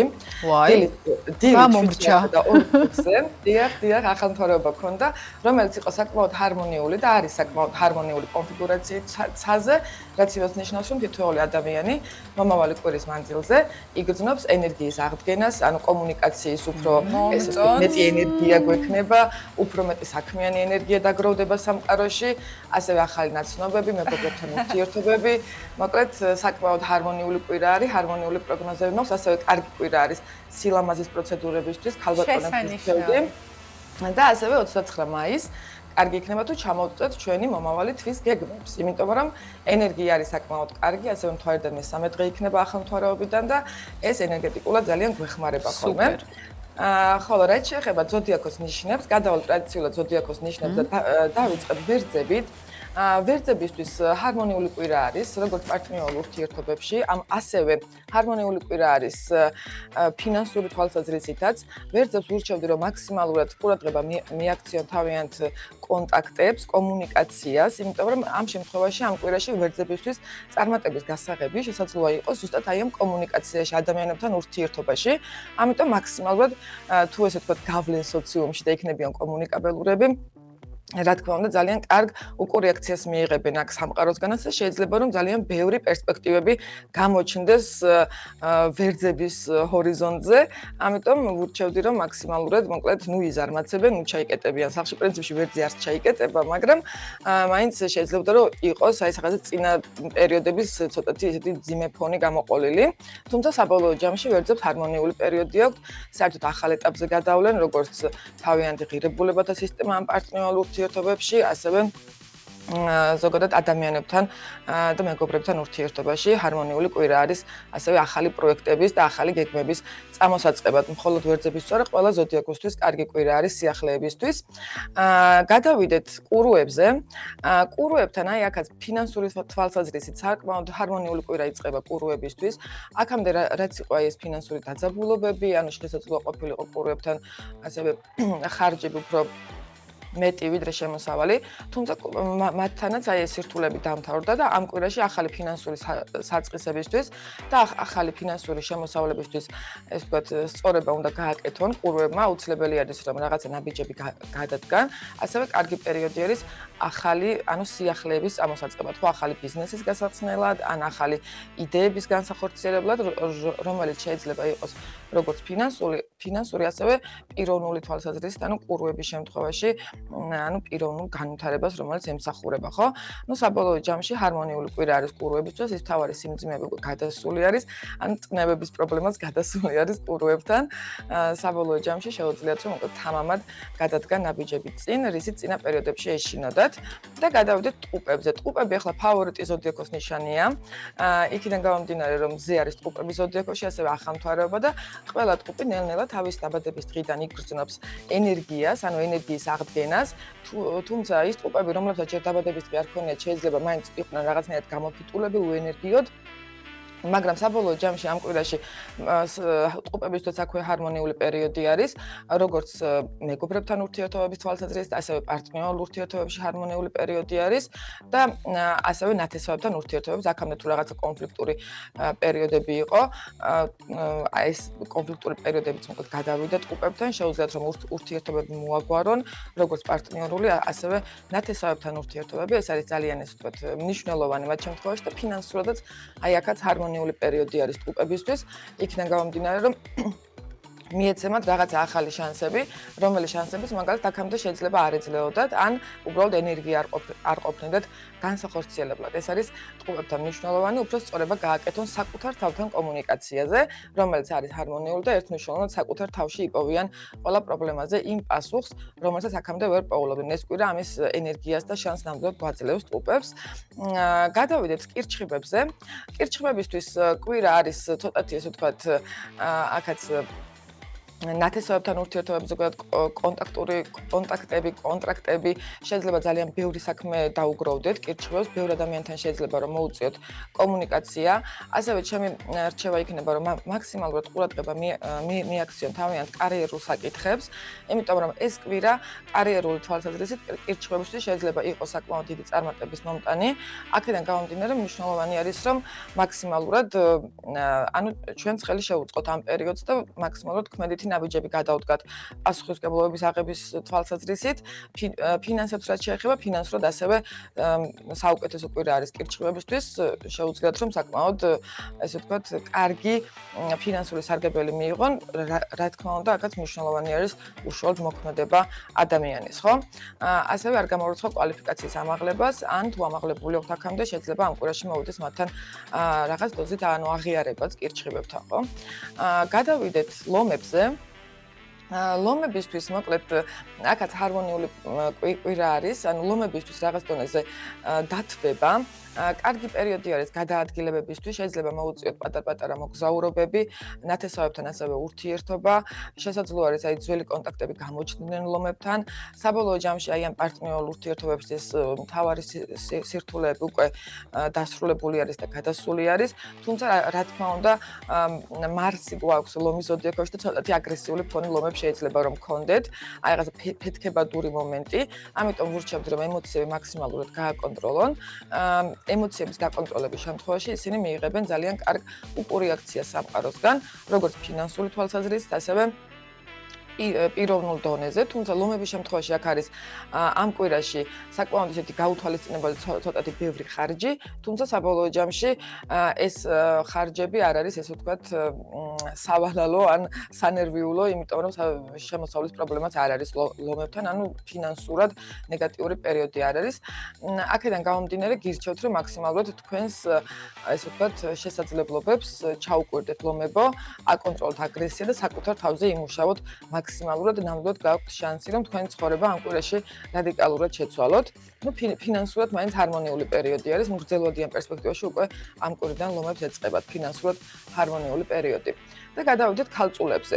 ქალწულებისთვის აქაც მოკლედ ცოტათი რთული კვირა შეიძლება იყოს, პრინციპში ქალწული ერთ-ერთი ზოდიაქო არის, ვისთანაც შეიძლება ცოტათი რთული კვირა იყოს, იქიდან გამომდინარე, რომ აი ამ კვირაში შესაძლოა იყოს მინიშნება, როგორი გექნებათ ქალწულები ზოგადად ზაფხული და როგორი გექნებათ ზოგადად შემოდგომა. აქედან გამომდინარე, იქიდან ის, რომ კვირა არის ჰარმონიული, აუცილებელი არის, რომ მაქსიმალურად აკეთოთ ისეთი საქმეები, რომელიც თქვენ ისურვებდით, რომ მთელი წლის მანძილზე აკეთოთ და ამავდროულად შინაგან მდგომარეობასაც აუცილებელია რომ დაუკვირდნენ ქალწულები, ცოტათი მოდუნდნენ, დაისვენონ, იმიტომ რომ ქალწულები შეიძლება გადაეშვან თავით საქმეში, რამაც შეიძლება რომ გამოიწვიოს მათი ენერგეტიკული გამოფიტვა. აქედან გამომდინარე, მნიშვნელოვანი არის რომ დაისვენონ, პარტნიორულ ურთიერთობებს დაუთმონ დრო ამ კვირაში. ფინანსური თვალსაზრისით ქალწულებთან ჰარმონიული პერიოდი არის, ასევე კარიერული თვალსაზრისით, უბრალოდ აი ეს სირთულე რაც არის, ისევ თავის გამოწვეული შესაძლოა იყოს, ესე ვთქვათ, გადაჭარბებული მუშაობისგან, ან იმისგან, რომ საკუთარ თავს არ აძლევენ მოდუნების საშუალებას, ხო, შეიძლება ეს არ იყოს მუშაობა, მაგრამ შინაგანად ენერგეტიკულად რაღაცნაირად დაძაბულები იყვნენ, აქედან გამომდინარე, ჩემი რჩევა იქნება, რომ მოდუნდნენ და ისე გაატარონ ეს კვირა, როგორც უნდათ, რომ მთელი წელი გაატარონ, შეუძლიათ რომ დაგეგმონ და ამის ენერგია ნამდვილად არის, რომ ჩვენს ხელში ავიღოთ ამ კვირაში რაღაცა სადავეები. გადავიდეთ სასწორებზე. გადავიდეთ სასწორებზე.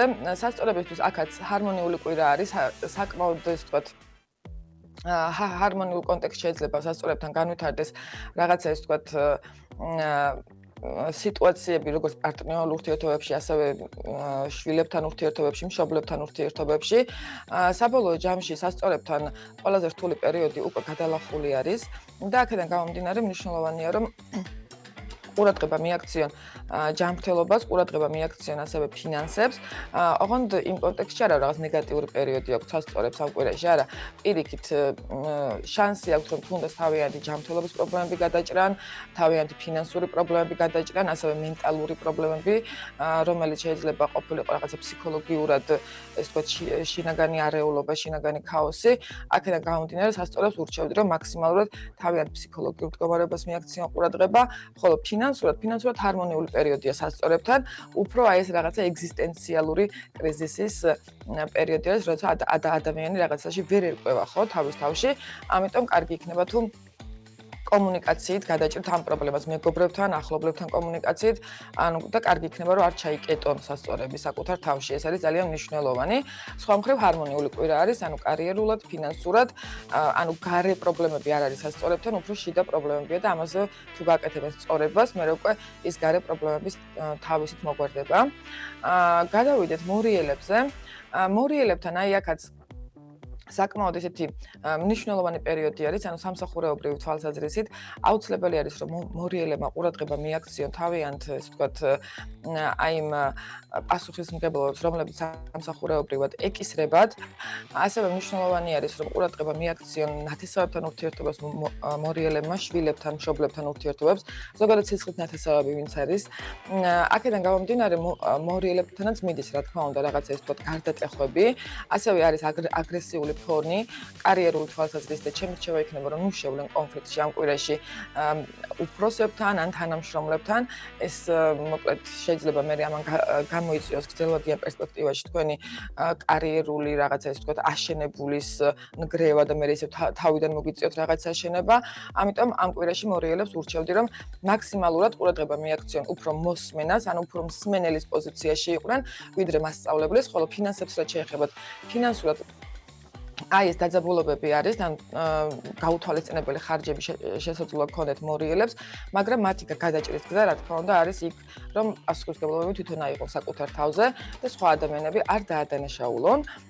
სხვა მხრივ მორიელებთან ჰარმონიული კვირა არის და მნიშვნელოვანი არის, რომ თავიანთი გადაწყვეტილებები, ღირებულებები აკონტროლონ და უფრო მეტი სიახლოვე გამოიჩინონ სისხლით ნათესავებთან ურთიერთობისას. და გადავიდეთ მშვილდოსნებზე. მშვილდოსნებისთვის ეს კვირა ასევე არის მნიშვნელოვანი იქიდან გამომდინარე, რომ მშვილდოსნების თვის აპროგრამებს 2026 წლის პროგნოზს.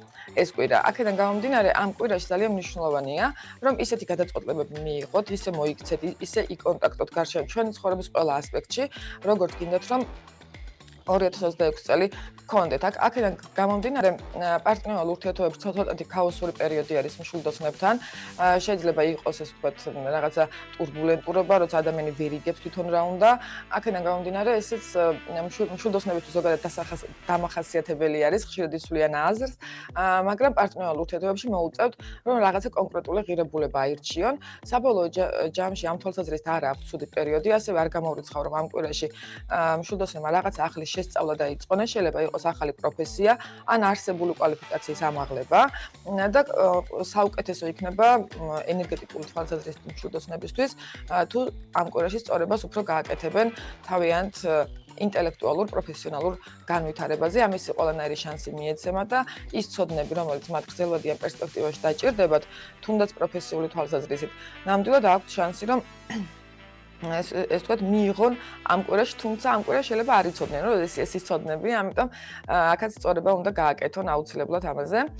ხოლო რაც შეეხებათ ფინანსებს, ფინანსური თვალსაზრისითაც აქაც მშვილდოსნებთან მოკლედ ცოტათი რთული კვირა შეიძლება იყოს, მაგრამ საბოლოო ჯამში ეს სირთულეები ასწავლის ფინანსების დაფასებას და რაციონალურ მართვას და არა მაგალითად იმიტომ, რომ სამყაროს მშვილდოსნების რაღაცა დასჯა უნდა, ხო, არავითარ შემთხვევაში, ანუ რაღაცა უნდა შევცვალოთ. მშვილდოსნებო, ეს არის მნიშვნელოვანი და გადავიდეთ თხის რქებთან.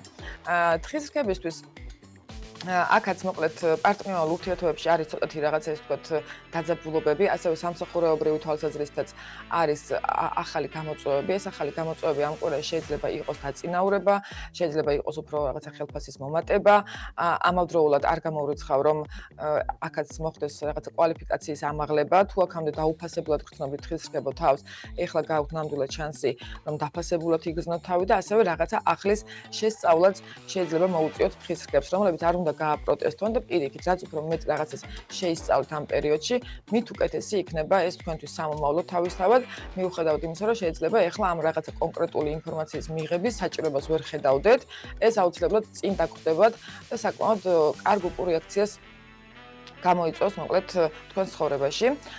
ფინანსურად ჰარმონიული კვირა არის თხის რქებისთვის, აქაც შეიძლება იყოს შემოსავლის მატება ან უბრალოდ პერსპექტივის გამოჩენა, რაც მე სამომავლოდ მოგიმატებს შემოსავალს, ამიტომ მაქსიმალურად უნდა გამოიყენოთ თქვენი ძალები და პროფესიონალიზმი სამსახურეობრივად და გადავიდეთ მერწყულებზე.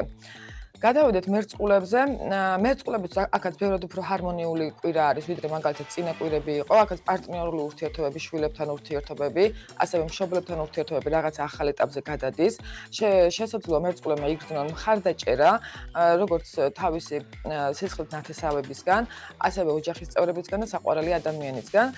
ფინანსური თვალსაზრისით მერწყულებთან ცოტათი რთული კვირა არის, ანუ რთული კვირა არის ხარჯების მხრივ, თუმცა პიროვნულ დონეზე ესე ვთქვათ, ანუ მერწყულებთან იხსნება კვანძი, რომელიც კვანძიც ესე ვთქვათ, გულისხმობს პიროვნული ღირებულებების რაღაცა გადაფასებას, პიროვნულ დამშვიდებას, ესე ვთქვათ, კალაპოტში ჩადგომას და მოფიქრებას რეალურად რა უნდა ადამიანს და მერე უკვე აი ამის ესე ვთქვათ ამ გადაწყვეტილების მიღების შემდეგ მერწყულებთან მოვა უკვე ფინანსური სარგებელის. თუმცა ამ პროცესში, აი ამ ერთი კვირის მანძილზე შეიძლება ფინანსური სირთულების მიუხედავად მაინც მოგიწიოთ ამაზე ზრუნვა, ანუ რაღაცა ძალის გამოვლენა, რითიც ეს თქვა დათრგუნავს თქვენ შიშებს და მე უკვე ეს ფინანსებზეც აისახება. ფინანსურად ცოტათი სირთულეები არის მერწყულებთან, თუმცა საბოლოო ჯამში პიროვნულად აქვთ მერწყულებს საკმაოდ დიდი ენერგია და შეუძლიათ რომ ეს სადავები საკუთარ ხელში აიღონ და ეს თქვა გადაჭრან თავიანთ სასიკეთოდ ეს ფინანსური პრობლემებიც და გადავიდეთ თევზებზე.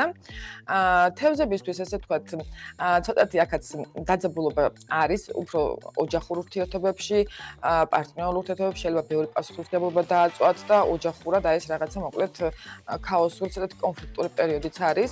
აქედან გამომდინარე მაქსიმალურად ყურადღება უნდა მიაქციონ ოჯახურ ღირებულებებს, ოჯახური სიტუაციების ესე ვთქვათ დამშვიდება, დაწყნარებას, რომელიც მე უკვე ავტომატურად დაალაგებს და დააწყნარებს კარიერულსაც. ფინანსურად ჰარმონიული კვირა აქვს თევზებს, უბრალოდ საკუთარ თავში ბევრი რაღაცის გადაფასება უწევთ, ასე ვთქვათ, და ეს რაღაცები უნდა გადააფასონ და შეიძლება მარტო მოუწიოთ ამ ყველაფრის გადაფასება და სხვების დახმარების გარეშე. ეს არის მნიშვნელოვანი თევზებთან.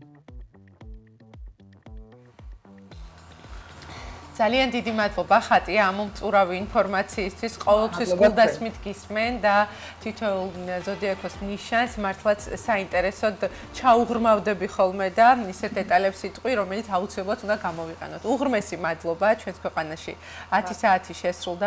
მადლობა ასტროლოგ ხატია ბედოშვილს, ჩვენს ეთერში კი საინფორმაციო გამოშვების დრო დადგა. სოფო ხელაძე ჩვენთან ერთად არის. სოფო, დილამშვიდობისა. დილამშვიდობისა, მოგესალმებით, ახალ ამბებს მოგიყვებით ამ დროისთვის განვითარებულს.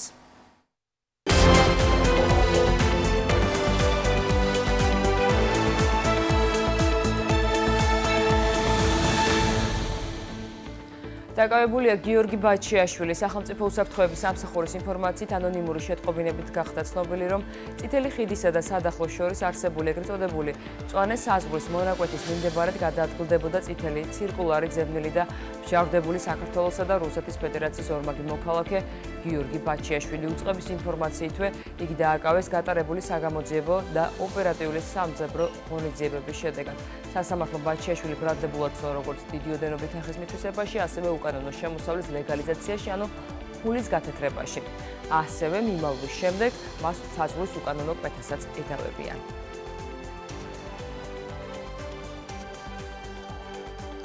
ბათუმში გვიან ღამით აქციის მონაწილე ლუკა ნაცვლიშვილი დააკავეს და დროებითი მოთავსების იზოლატორში გადაიყვანეს. თვითმხილველების თქმით, დაკავებას წინ უძღოდა აქციის მონაწილეებს შორის ხმამაღალი საუბარი, გამოძიება წვრილმანი ხულიგნობისა და პოლიციელის კანონიერი მოთხოვნისადმი დაუმორჩილებლობის მუხლით დაიწყო.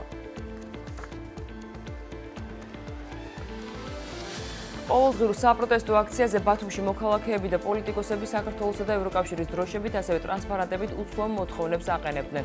საუბრობდნენ საქართველოს დამოუკიდებლობის მნიშვნელობასა და იმაზე, თუ როგორი სისხლითა და ბრძოლით მოიპოვეს ჩვენი ქვეყნის გმირებმა საქართველოს დამოუკიდებლობა.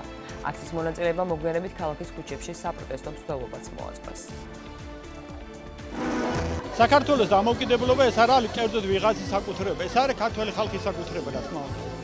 ორიდან ისევ მინდა გამოეხმაურო ყობახიძეს განცხადებას, რომ ფეხი არ წავიდეს ოპოზიციას ქუჩაში არ გამოვიდესო. ეს არასწორია, რა თქმა უნდა.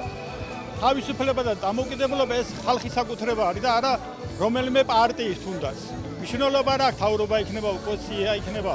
ეს ხალხის საკუთრება, ხალხმა მოიპოვა სისხლით და ოფლით, რა თქმა უნდა და ჩვენ ბუნებრივია ბოლომდე უნდა ავიბრძოლოთ თავისუფლებისთვის. სხვაგვარად, რა თქმა უნდა, საქართველოს ვერ იქნება ერთიანი წარმატებული და ძლიერი სახელმწიფო ვერ ასწროს. ჩვენ ქვეყანას ზოგადად თავისუფლება, დამოუკიდებლობა სისხლით აქვს მოპოვებული და თითოეული მოქალაქის ვალია ამ თავისუფლების დაცვა.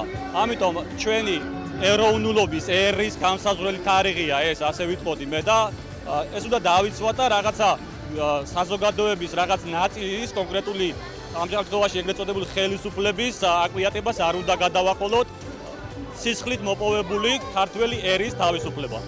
ამიტომ ვარ ჩვენ აქ. დღეს ჩვენი სახელმწიფოსთვის ყველაზე მნიშვნელოვანი დღეა, ყველაზე სახელმწიფოებრივი დღეა, დამოუკიდებლობის დღე და გამომდინარე აქედან ბათუმელები ამას განსაკუთრებით აღნიშნავენ. ეს დღე ნამდვილად არის ქართველი ხალხის დღე და ყველაზე მნიშვნელოვანი სათქმელი ახლა ჩვენთვის ის არის, რომ ამ დამოუკიდებლობას, რომელიც სისხლის ფასად მოიპოვა ჩვენმა წინაპრებმა, ჭირდება დაცვა ჩვენი მტრისგან და ამ შემთხვევაში სამწუხაროა ის, რომ ქართველების აბსოლუტურ უმრავლესობას ამ მტრად ეგულება რუსეთი და მისი მთავარი მოკავშირე ამ ქვეყანაში ჩვენი ხელისუფლება ქართული ოცნების სახით.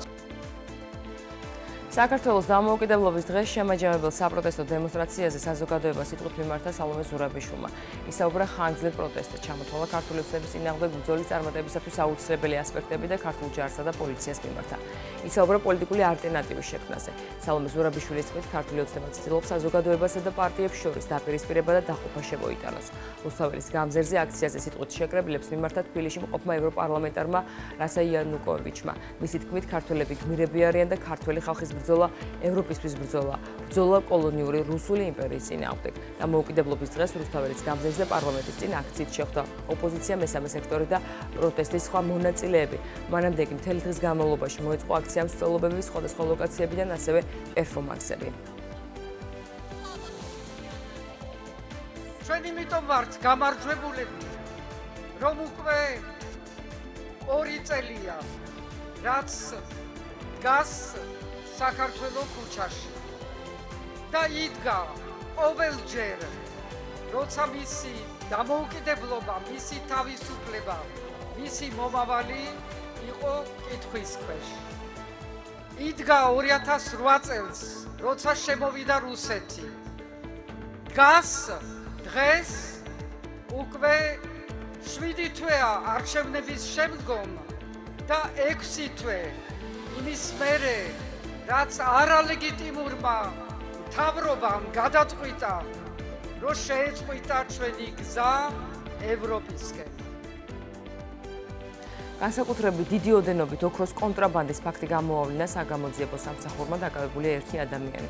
უწყების ინფორმაციით, თურქეთის მოქალაქემ სარფში საბაჟო კონტროლისგან მალულად მისი მართვისკევაში ყოფნის სამგზავრო ავტობუსის სალონში სპეციალურად მოწყობილი სამალავით საქართველოს საზღვარზე გადმოიტანა 3 კილოგრამზე მეტი ოქროს საიუველირო ნაკეთობები.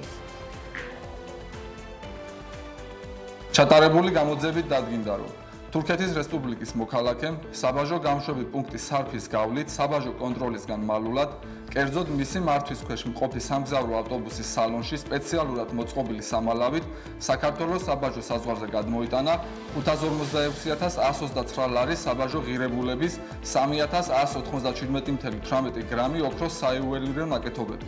გამოძიება მიმდინარეობს სისხლის სამართლის კოდექსის 214 მუხლის მეორე ნაწილი. საქართველოს პარლამენტის დროებითი საგამოძიებო კომისია მუშაობას განაგრძობს. დღეს განხილვის თემა 2004-2008 წლებში საქართველოს ოკუპირებულ ტერიტორიებზე შექმნილი ვითარება. სხდომაზე მიწვეულია დიმიტრი სანაკოევი, რომელიც თბილისის მიერ კონტროლირებულ ტერიტორიაზე მოქმედი სამხრეთ ოსეთის ადმინისტრაციის ხელმძღვანელი იყო.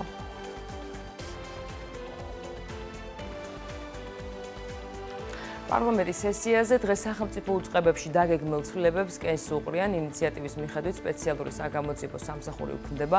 დაზვერვის სამსახური კი პრემიერ-მინისტრის დაქვემდებარებიდან სახელმწიფო უსაფრთხოების სამსახურის მმართველობაში გადადის. კანონპროექტის თანახმად სისხლის სამართლის საქმეები, რომლებზეც სპეციალური საგამოძიებო სამსახურის დაქვემდებარება ვრცელდება, პროკურატურის ქვემდებარებაში გადავა. ცვლილებების მიხედვით დაზვერვის სამსახური სახელმწიფო უსაფრთხოების სამსახურის საქვეუწყებო დაწესებულებად ეროვნულ სადაზვერო სააგენტოდ ჩამოყალიბდება.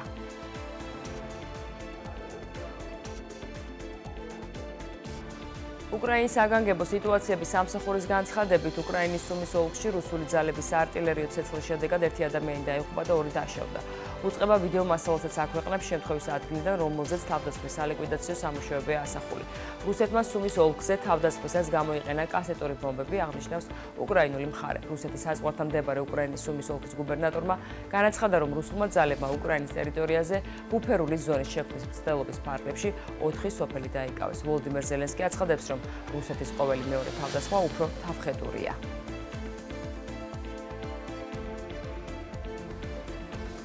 რუსეთის პრეზიდენტმა კრემლში თურქეთის საგარეო საქმეთა მინისტრი მიიღო. შეხვედრას ესწრებოდა სერგეი ლავროვი. დიმიტრი პესკოვმა განაცხადა, რომ მოსკოვში თურქეთის საგარეო საქმეთა მინისტრთან მოლაპარაკებების მთავარი თემა ორმხრივი ურთიერთობები იყო.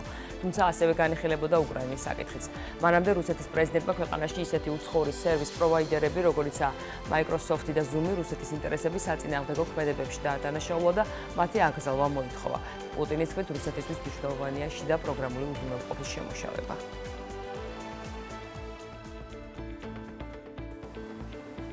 ლივერპულის საფეხბურთო გუნდის პრემიერ ლიგაში გამარჯვების აღსანიშნავი აღლუმის დროს ავტომობილი შებარდა გულშემატკივრების ჯგუფში.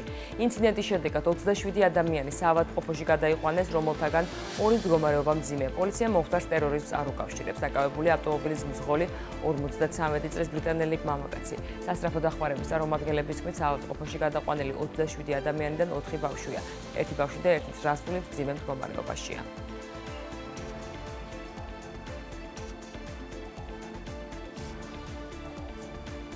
საქართველოს დამოუკიდებლობის დღისადმი მიწვილი გალა კონცერტი გაიმართა ბათუმში. მაყურებელმა მოусმინა აჭარის სახელმწიფო ვოკალურ ანსამბლ ბათუმს, აკადემიურ ანსამბლ არსიანს, ასევე სოლო შემსრულებლებს. ანსამბლ ხორუმის მოცეკვავებმა კი ცეკვა აჭარული და ხორუმი წარადგინეს. ბათუმის ვახტანგ ჭაბუკიანის სახელობის ბალეტის სკოლის მეორე კლასის მოსწავლეებმა ჟოზე ბაიერი ცეკვა ყვავილები და ქალაქური წარსდნენ. საღამო ბათუმის სახელმწიფო მუსიკალური ცენტრის კაპელას მიერ შესრულებული საქართველოს სახელმწიფო ჰიმნი დასრულდა. კონცერტი აჭარის კულტურის სამინისტროს ორგანიზებით ჩაიწერა. საქართველოს უნდა გახდეს ძველი დამოუკიდებლობის აქტი მიიღო. სუვერენულ უფლებათა მატარებელია. სრულიად საქართველოს ულოცავ დღევანდელ დღეს. ეს დღე ნამდვილად ჩვენია. მინდა განსაკუთრებით მოვეფერო ჩვენს რეგიონს, აჭარას, რაც დღეს წარმოვადგენილი ვნახეთ ჩვენი აჭარის რეგიონის კულტურის სამინისტროს მიერ გალა კონცერტის სახით. ძალიან არაჩვეულებრივად და ფანტასტიკურად იყო წარმოდგენილი ქართული კულტურა, ქართული სული, ის ისტორია, პატარა პრეისტორია, რომელშიც გამოგზაურა ღონისძიების ორგანიზატორებმა, რა თქმა უნდა, მინდა ძალიან დიდი მადლობა გადაუხადო და მინდა ვუსურვა რეგიონს და სრულიად საქართველოს მსგავსი ტიპის კულტურული, ისტორიული ღონისძიებები ძალიან ბევრი. ეს იყო საქართველოს ისტორიის გაცოცხლება, ეს იყო აჭარის არაჩვეულებრივი გუნდების, არაჩვეულებრივი ანსამბლების გამოსვლა ძალიან მაღალ დონეზე და მე მგონი ძალიან ისიამოვნა ხალხმა, რომელიც იყო დარბაზში. ძალიან 26 მაისი არის ამაღელვებელი დღე, 26 მაისი არის ბრძოლის დღე და 26 მაისი არის სიმბოლური დღე ჩვენთვის და ეს ბრძოლა დამოუკიდებლობისთვის გრძელდება. გრძელდება დღეს, გაგრძელდება კიდევ, იმიტომ რომ ჩვენ ვართ პატარაერი, რომელიც იბრძვის თავისი დამოუკიდებლობისთვის და ეს ყველაფერი გაცოცხლდა დღეს, გაცოცხლდა მუსიკით, გაცოცხლდა ფილმებით და გაცოცხლდა იმ ისტორიით, რაც ჩვენ გვახასიათებს და რაც ჩვენია. ეს დღე ნამდვილად ჩვენია. გალა კონცერტის დაწყებამდე ბათუმის დრამატული თეატრის მეორე სართულზე ასევე გაიმართა წმინდა მატათა მოციქულის გიმნაზიის მოსწავლეთა ნახატების გამოფენა. ნამუშევრებში განსაკუთრებული აქცენტი ეროვნულ თემატიკას დაეთმო.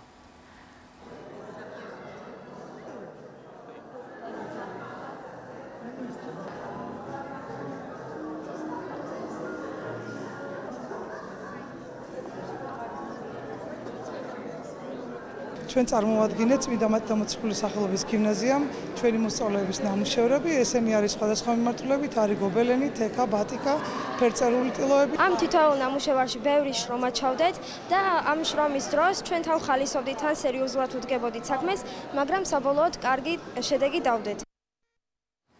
საქართველოს დამოუკიდებლობის დღესთან დაკავშირებით ორბელიანის მოედანზე სპორტული სივრცე მოეწყო, სადაც განთავსდა საგამოფენო და ვირტუალური სივრცეები, ფოტოს გადასაღები ადგილები და ეგეგმა სხვადასხვა სპორტული აქტივობა, მათ შორის სამაგიდო თამაშები. ბავშვებს სახალისო თამაშების ჩართვის საშუალება მიეცათ. ორბელიანის მოედანზე ასევე მოწყობილია სპეციალური სივრცე შეხვედრა ლეგენდასთან, რომლის სტუმრებს ცნობილ ქართველ სპორტსმენებთან შეხვედრის საშუალება მიეცათ.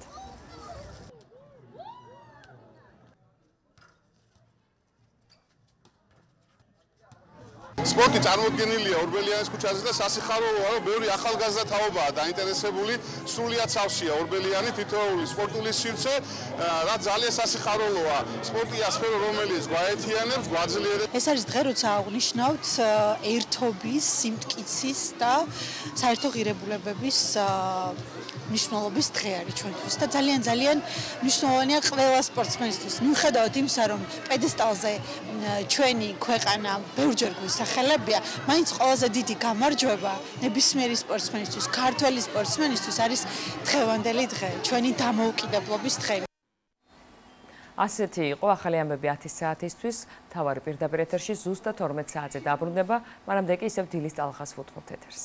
ძალიან დიდი მადლობა სოფო, გემშვიდობებით, უღრმესი მადლობა. ვაგრძელებთ დილის გადაცემას, დილის 9:30-დან 11:30-მდე სტუდიაში მარიამ ჟავანაძე და სალომე სურმაინძე ვართ. ჩვენ სასიამოვნო დღეს გისურვებთ. შეგახსენებთ, რომ დღეს არის 27 მაისი, სამშაბათი, უკვე სამუშაო დღე, უქმეების შემდგომ და დროა გადავხედოთ სიუჟეტს, რომელიც ჩვენმა კოლეგა ანა გოგიტიძემ მოგვიმზადა და ყველაფერს თანხდებით, რომ შინაური ცხოველი ძალიან დიდი სიყვარულის წყაროა, თუმცა როცა სახლში ჩვენთან ერთად 2, 5 ან თუნდაც 10 ცხოველი ცხოვრობს, საქმე მხოლოდ სიყვარულით ვერ მოგვარდება, ამას სხვა ზრუნვა სჭირდება. ჩვენ სიუჟეტში გაიცნობთ ახალგაზრდა ქალს, რომელიც 14 კატას უვლის. როგორია მათთან ერთად ცხოვრება? მათი ყოველდღიური რუტინა და რატომ გადაწყვიტა, რომ ამდენი კატის გაზრდა სწორედ ის არის, რაც მას სჭირდება. ამას თავად თეონე ზოიძე გვიამბობს. გამარჯობა! პეპუცი! აიმე! მამბა! მოდი! მოდი მამბაციმთან, მოდი! თეონე ზოიძე 34 წლის და 14 ფიშას პოტრები. ასევე 2 ცუკეს. ერთი დეტალითაც კი არ გვანან ერთმანეთს. საერთოდ სხვადასხვა არიან. მაგალითად მამბა არის ძალიან უჟმური ხასიათის. ელემენტარულ შეხებაზე შეუძლია გიკპინოს სხვებისგან განსხვავებით. მაგრამ კასტრაციის მერე ცოტა სხვა ფისოებთან დაამყარა. მშვიდობა, თამაშობს, ერთობა. სისი არის ჩემთვის განსაკუთრებული გოგო და ბევრი უნდა ვილაპარაკო სისიზე. ეს არის სისი. 10 წლის. იცით როგორია, ძალიან გიჟი დედაა. თავის სად არის, ტობიკა, თავის 7 წლის შვილს შეუძლია აჭამოს და მერე ჭამოს თვითონ. ყველა რო დაასრულებს ჭამას, მართლა მერე ჭამს სისი, მანამდე არ შეჭამს. ხო, დრაკულა და ბუბა ცანცარები კი შენიშნავდით, თქვა, ჯერ პატარები არიან, 1 წლისებიც არ არიან. ტობიკა უკან წევს, ყველაზე ჰუმანურია დედამიწის ურგზე. ძაღლები ჩხუბობენ აშველებს. ბაცკო როცა დაიბადა, სხვათა შორის სისის შვილია. ეგ ერთი იყო, ეგეთი. გაუჩერებლივ კიოდა. მეგონა, რატომღაც იყო ყრუ. აღმოჩნდა, რომ არ იყო ყრუ. თვალები რო გაახილა, ესე და კედელს ეჯახებოდა სულ. ბოლოს დავუფინე, რომ რაღაც თავს არ ავნოს თქო. ფსიქოლოგიურ ენაზე რო ვთქვეთ, აუტისტია. არ უყვარს ხალხი, არ უყვარს შეხება. მოდი, მინდა რომ მეძდეს კალთაზე მოდი. ჩემი მოდი კაცებთან. ნაომი და კლეოპატრა გამომრჩა, როგორ? ნაომი ძალიან თბილი ფისოა. შედარებით და კლეოპატრა იც როგორია? ამ 14-ვეს, 13-ვეს კლეოპატრა რომ მოდის, ყველა იშლება, იფანტება, ესეთი გოგოა, დედოფალი გოგოა. ეს არის პეპი. 2 თვეა რაც უკვე ჩემი ოჯახის წევრია. ახალი აყვანილი ცხოველი, სხვა ემოცია, ვგიჟდები. სახლში მოვბივა როგორ იცი რომ პეპი მელოდება. ძალიან სხვანაირად გემრიელია, ძალიან სხვანაირად თბილია და ძალიან მწუხვარ. და ვუთან აგრძნობ იმ ადამიანს, ვინც ეს გარეთ გამოუშვა. მაგრამ დაკარგა მან, ვიპოვე მე. ასე რომ მე ვარ ბედნიერი, ხო პეპი, სიც ხარ ბედნიერი? მოდი ჩემთან, ხარ ბედნიერი თუ არა? ეხა უყურეთ ყურებს, ამის ყურებს. ცხვირი და ნუ. ყურებინეთ. სიამოვნე. ეს ვიპოვეთ ნაგვის ურნაში. წიოდა და მასე მოგვაწვდინა ხმა. ესეთი არ ჩანთით რომ დამაქ, სადაც დავდივარ, ყველა თავაზე ყოფნა კატახუარი გინდა, ფისო ხوار გინდა, რესტორანში ვიყავი და რაღაცები შევუკვეთე და მეტი ხო არაფერია, მეტი პრომისი შეხوار გინდა, ფისო რო ისე აჩვენე და რო აჩვენე ძალიან მოეწონა და რო წამოიზრდება მე და ვაჩვენე. და თუ ვერ უპოვის? ესე გადავწყვეტეთ. თუ ვერ უპოვის? თუ ვერ უპოვის მუშაობ ვეტერინარულ კლინიკაში, რაც რა თქმა უნდა ძალიან მეხმარება, იმიტომ რომ რაღაც მედიკამენტები მაქვს უფასოდ, ოპერაციები, რაღაც კონსულტაციები და ეს ყველაფერი რო არ იყოს, არ ვიცი რამდენს გავწყვები. რა თქმა უნდა ჩვენი კლინიკა მაქსიმალურად ეხმარება მიუსაფარ ცხოველებს, ვინც აიყვანს, რა თქმა უნდა, ძალიან დიდ შეღავათებსაც ვუკეთებთ და შესაბამისად რაც მეტ ფისოებს და ცუგოებს აიყვანთ უკეთესი იქნება, იმიტომ რომ ბათუმში ვარსებობთ ჩვენ ვინც შეგიწყობთ ხელს მაქსიმალურად დაგიდგებათ გვერდში, რომ თქვენი 4 ფეხა მეგობრები იყონ ბედნიერები და ჯანმრთელები. ეხლა მართლა გიჟი არა ვარ, რომ უბრალოდ კოლექცია მქონდეს ამ კატების. ფაქტია, ხო, იმიტომ რომ რეალურად საკუთარ თავისთვის ვერ მრჩება ვერაფერი. უბრალოდ იმხელა ბედნიერებას გაძლევენ და იმხელა ენერგიას გაძლევენ, რომ აი გილამაზებენ რა დღეს და საერთოდ ჩვენ სამყაროს. სადაც მე 14 კატას ორ ძაღლს მარტოხელა დედა ნახევარ განეკვეთიანი სამსახურით ვუმკლავდები აბსოლუტურად აი თითო მოსახლე რო აიყვანოს ერთი ქუჩის ფისო ხო აი ფისოებით ზამბედნიერები იქნებიან თავიანთ აი გარანტიას ვაძლევ აბსოლუტურად ყველას რომ ცხოვრებას გაილამაზებენ და გაიფერადებენ ამ 4 თათუკას სიყვარულებით და რა ვიცი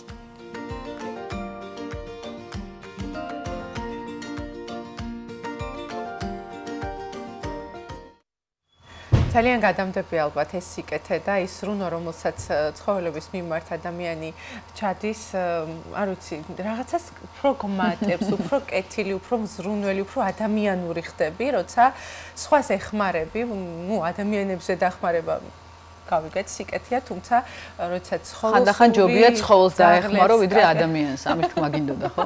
არ ვიცი. სხვადასხვა კონტექსტში შეიძლება გაგრძელება.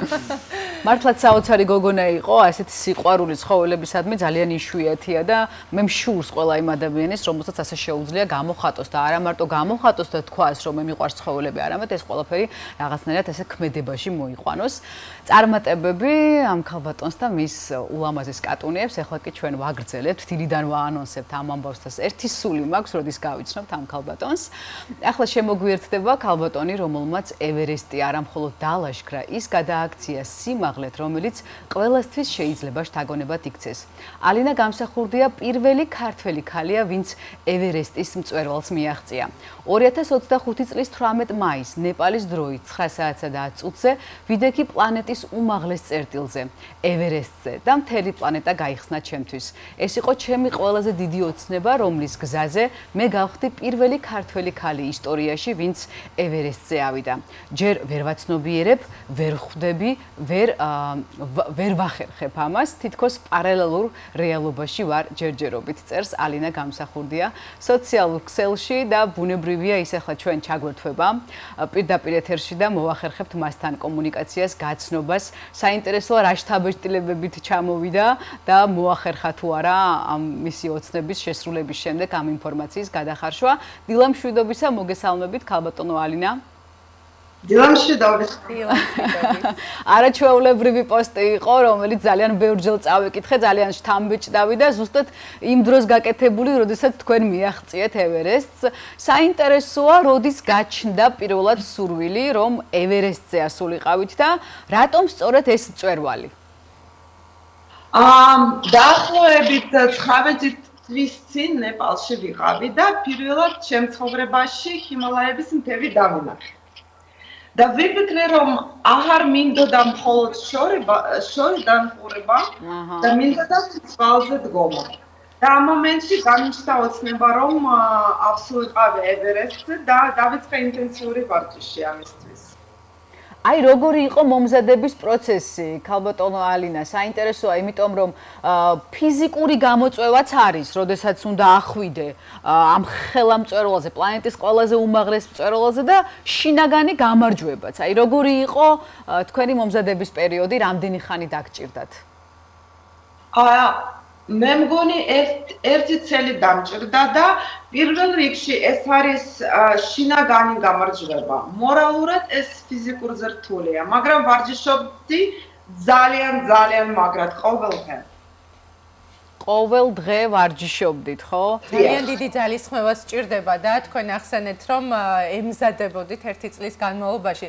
ქალბატონო ალინა, რა არის ის გრძნობა, რაც ამ სირთულეს გავიწყებთ, თქვათ ის, რაც სტიმულს გაძლევთ, იმიტომ რომ სიცოცხლის ფასად უჯდება ძალიან ბევრ ადამიანს ამ გზაზე გავლა.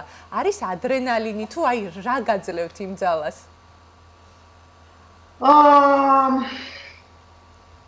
ხო, ადრენალინი არის, მაგრამ მე მგონი რომ როცა გიჩერს მხოლოდ ნების ხოვას შეუძლია გიყვანოთ ზემოთ. ეს ძალიან რთულია, მაგრამ ნების ხოვას შეუძლია მხოლოდ. იცით რა მაინტერესებს ქალბატონო ალინა, ჩვენ ახლა ვხედავთ ექსკლუზიურ კადრებს, რომელიც გადაღებულია ევერესტზე მსვლელობისას, არაჩვეულებრივი კადრები, რომელსაც თვალს ვერ მოწყვეთ და საინტერესოა, იცით რა, აი, გახსოვთ თუ არა კონკრეტული მომენტი, აი, გზად, როცა საკუთარ თავთან ბრძოლა მოგიწიათ. აი, თითქოს გადაიფიქრეთ, თითქოს აი, სადღაც სისუსტე იგრძენით და როგორ გადალახეთ ეს მომენტი? საინტერესოა. თუ იყო? ძალიან ბევრი მომენტი იყო ესეთი. მე მგონი ყოველ დღე, არაერთხელ. მაგრამ ხო, მხოლოდ ნების ხოვას შეუძლია გიყვანოთ ზემოთ. აი, მართლა. თქვენ დაწერეთ, რომ მე ვარ პირველი ქალი, ქართველი ქალიო. აი, როგორ გრძნობდით თავს, როგორც ქალი, ქალბატონი, აი ამ სიმაღლეზე, იმ გარემოში, სადაც ხშირად მაინც მამაკაცები დომინირებენ. იმიტომ რომ უმეტესობა მაინც მამაკაცები არიან, ვინც ევერესტს ლაშქრავს, შეიძლება ითქვას. რა შეგრძნებები იყო? მე მგონი ამაზე არ მიფიქრია იქ. მე მგონი იქ ზემოთ ყველა თანასწორია. აი არ არის მნიშვნელობა ქალი ხარ თუ კაცი ხარ და რამდენი წლის ხარ და ყველა თანასწორია. ყველა თანასწორია. მაშინ გაგვიზიარეთ ის შეგრძნებები, როდესაც უკვე ახვედით, ალბათ ამინდიც კარგი იყო, აი, როცა გადაიშალა ეს თქვენ ასე დაწერეთ, მთელი პლანეტა ჩემს თვალწინო, აი რა შეგრძნება იყო, ხო, რა შეგიძლიათ რომ შეადაროთ ეს გრძნობა? მხოლოდ ამაზე ვფიქრობდი, როგორც ჩამოსულიყავით ცოცხალი და ძალიან სწრაფად. აი ეს მართლა ფასუხია. აი ეს მართლა რაც მე ვიფიქრდი იქ, ხო. ძალიან დიდი მადლობა. მე ვიცი რომ თქვენ უფრო ბევრის თქმა გინდათ და ამ შემთხვევაში ენის ბარიერი გვიშლის ხელს, თუმცა ის შეგრძნებები, რისი თქმაც გინდათ, სახეზე გაწერიეთ და ნუნერვიულოთ ამ საკითხთან დაკავშირებით. დიახ, აი ეს ხო, ანუ ეხლა დავფიქრდი სხვათა შორის, რომ ერთია, როდესაც ადიხარ ამ გზას, ყველაფერს ნახავ, მაგრამ უკან ჩამოსასვლელი ხარ, ხო? ამ შემთხვევაში უკან უნდა გამოიარო იმხელა გზა. რა ხდებოდა, როდესაც ბრუნდებოდით აი თქვენს დაბანაკებულ ადგილზე?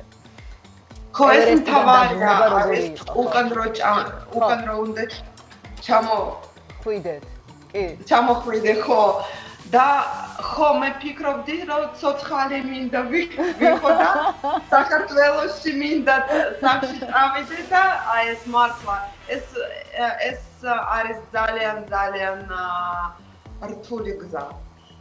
ვაიმე, რა სილამაზე, რა ლამაზი კადრებია, თვალს ვერ წყვიტავ ქალბატონო ალინა და როგორ ფიქრობთ, ანუ ევერესტი თქვენთვის უკვე დასრულებული მისიაა? ახვალთ კიდევ ერთხელ ამ გზაზე? არა, ევერესტზე არ მგონია, მაგრამ სოფლიოში კიდევ არის ძალიან ბევრი ლამაზი მთა და თუ კიდე სპონსორები მეყოლება, სურვილი მაქვს, ავიდე ყველა 14 მცერვალზე, რომელიც სიმაღლე 8000 მეტრზე მეტია და დარჩა მხოლოდ 12. აჰა, კაილასის მთა ხო არ შედის ამ სიაში? არა. ძალიან კარგი. რა გითხრეს, როდესაც დაბრუნდით ახლობლებმა, მეგობრებმა, როგორ შეხვდნენ ამ თქვენს სიმაღლეზე ასვლის ამბავს? მე მგონია ძალიან ბედნიერები იყო ჩემი მეგობრები და ჩემი ოჯახი, რომ ცოცხალი ვარ. ცოცხალი დაბრუნდით, ხო? ძალიან დიდი მადლობა და სანამ დაგემშვიდობებოდეთ, გვინდა რომ კიდევ ყველაზე ესეთი დასამახსოვრებელი მომენტი გაგვიზიაროთ თქვენი მოგზაურობის, აი ამ მთის დალაშქრის ვოიაჟიდან შეიძლება ითქვას. რა დაგამახსოვრდათ ყველაზე მეტად? ეს რო ცოცხალი გინდოდათ დაბრუნებულიყავით, ეს გასაგებია. კიდევ რა იყო ყველაზე ისეთი ამაღლებელი? მზე რო ავიდა, აი ევერესტზე რო ვიყავი და მზე რო ავიდა, ადგა და ეს იყო ყველაზე ლამაზი მომენტი. ძალიან დიდი მადლობა რომ იყავით ჩვენი სტუმარი. ძალიან დიდი მადლობა ამ ემოციებისთვის, რომელიც გამოხატეთ და გაგვიზიარეთ თქვენი ეს გზა, არაჩვეულებრივი გზა, რა ვიცი, ნებისმიერის არა, მაგრამ ჩემი პირადად დიდი ოცნებაა რომ დავლაშქრო ევერესტი, თუმცა ეჭვმეპარება, იმიტომ რომ ამას გარდა იმისა, რომ ხო, ძალიან დიდი სამზადისი და პერიოდი სჭირდება, როგორც თქვენ უკვე აღნიშნეთ, 1 წელი ემზადებოდით. მე მიხარია რომ თქვენი ოცნება და მე მიხარია რომ გაგვიზიარეთ ეს ყველაფერი. წარმატებებს გისურვებთ. ეთერში ყავდა ქალბატონი, რომელმაც პირველი ქართველი ქალი, რომელმაც დალაშქრა ევერესტი, ალინა გამსახურდია. ესე შემორჩება მისი სახელი ისტორიას. ძალიან დიდი მადლობა მას, ესეთი გემრიელი მუხტით, გემშვიდობებით და ყველას აქსრულებოდეთ თქვენი ოცნებები. ძალიან დიდი მადლობა ჩვენს მაყურებელს, რომელიც დილის 9:30-დან ჩვენთან ერთად იყო. ჩვენ ხვალამდე გემშვიდობებით. ასეთი იყო 27 მაისის დილის ტალღა. ნახვამდის.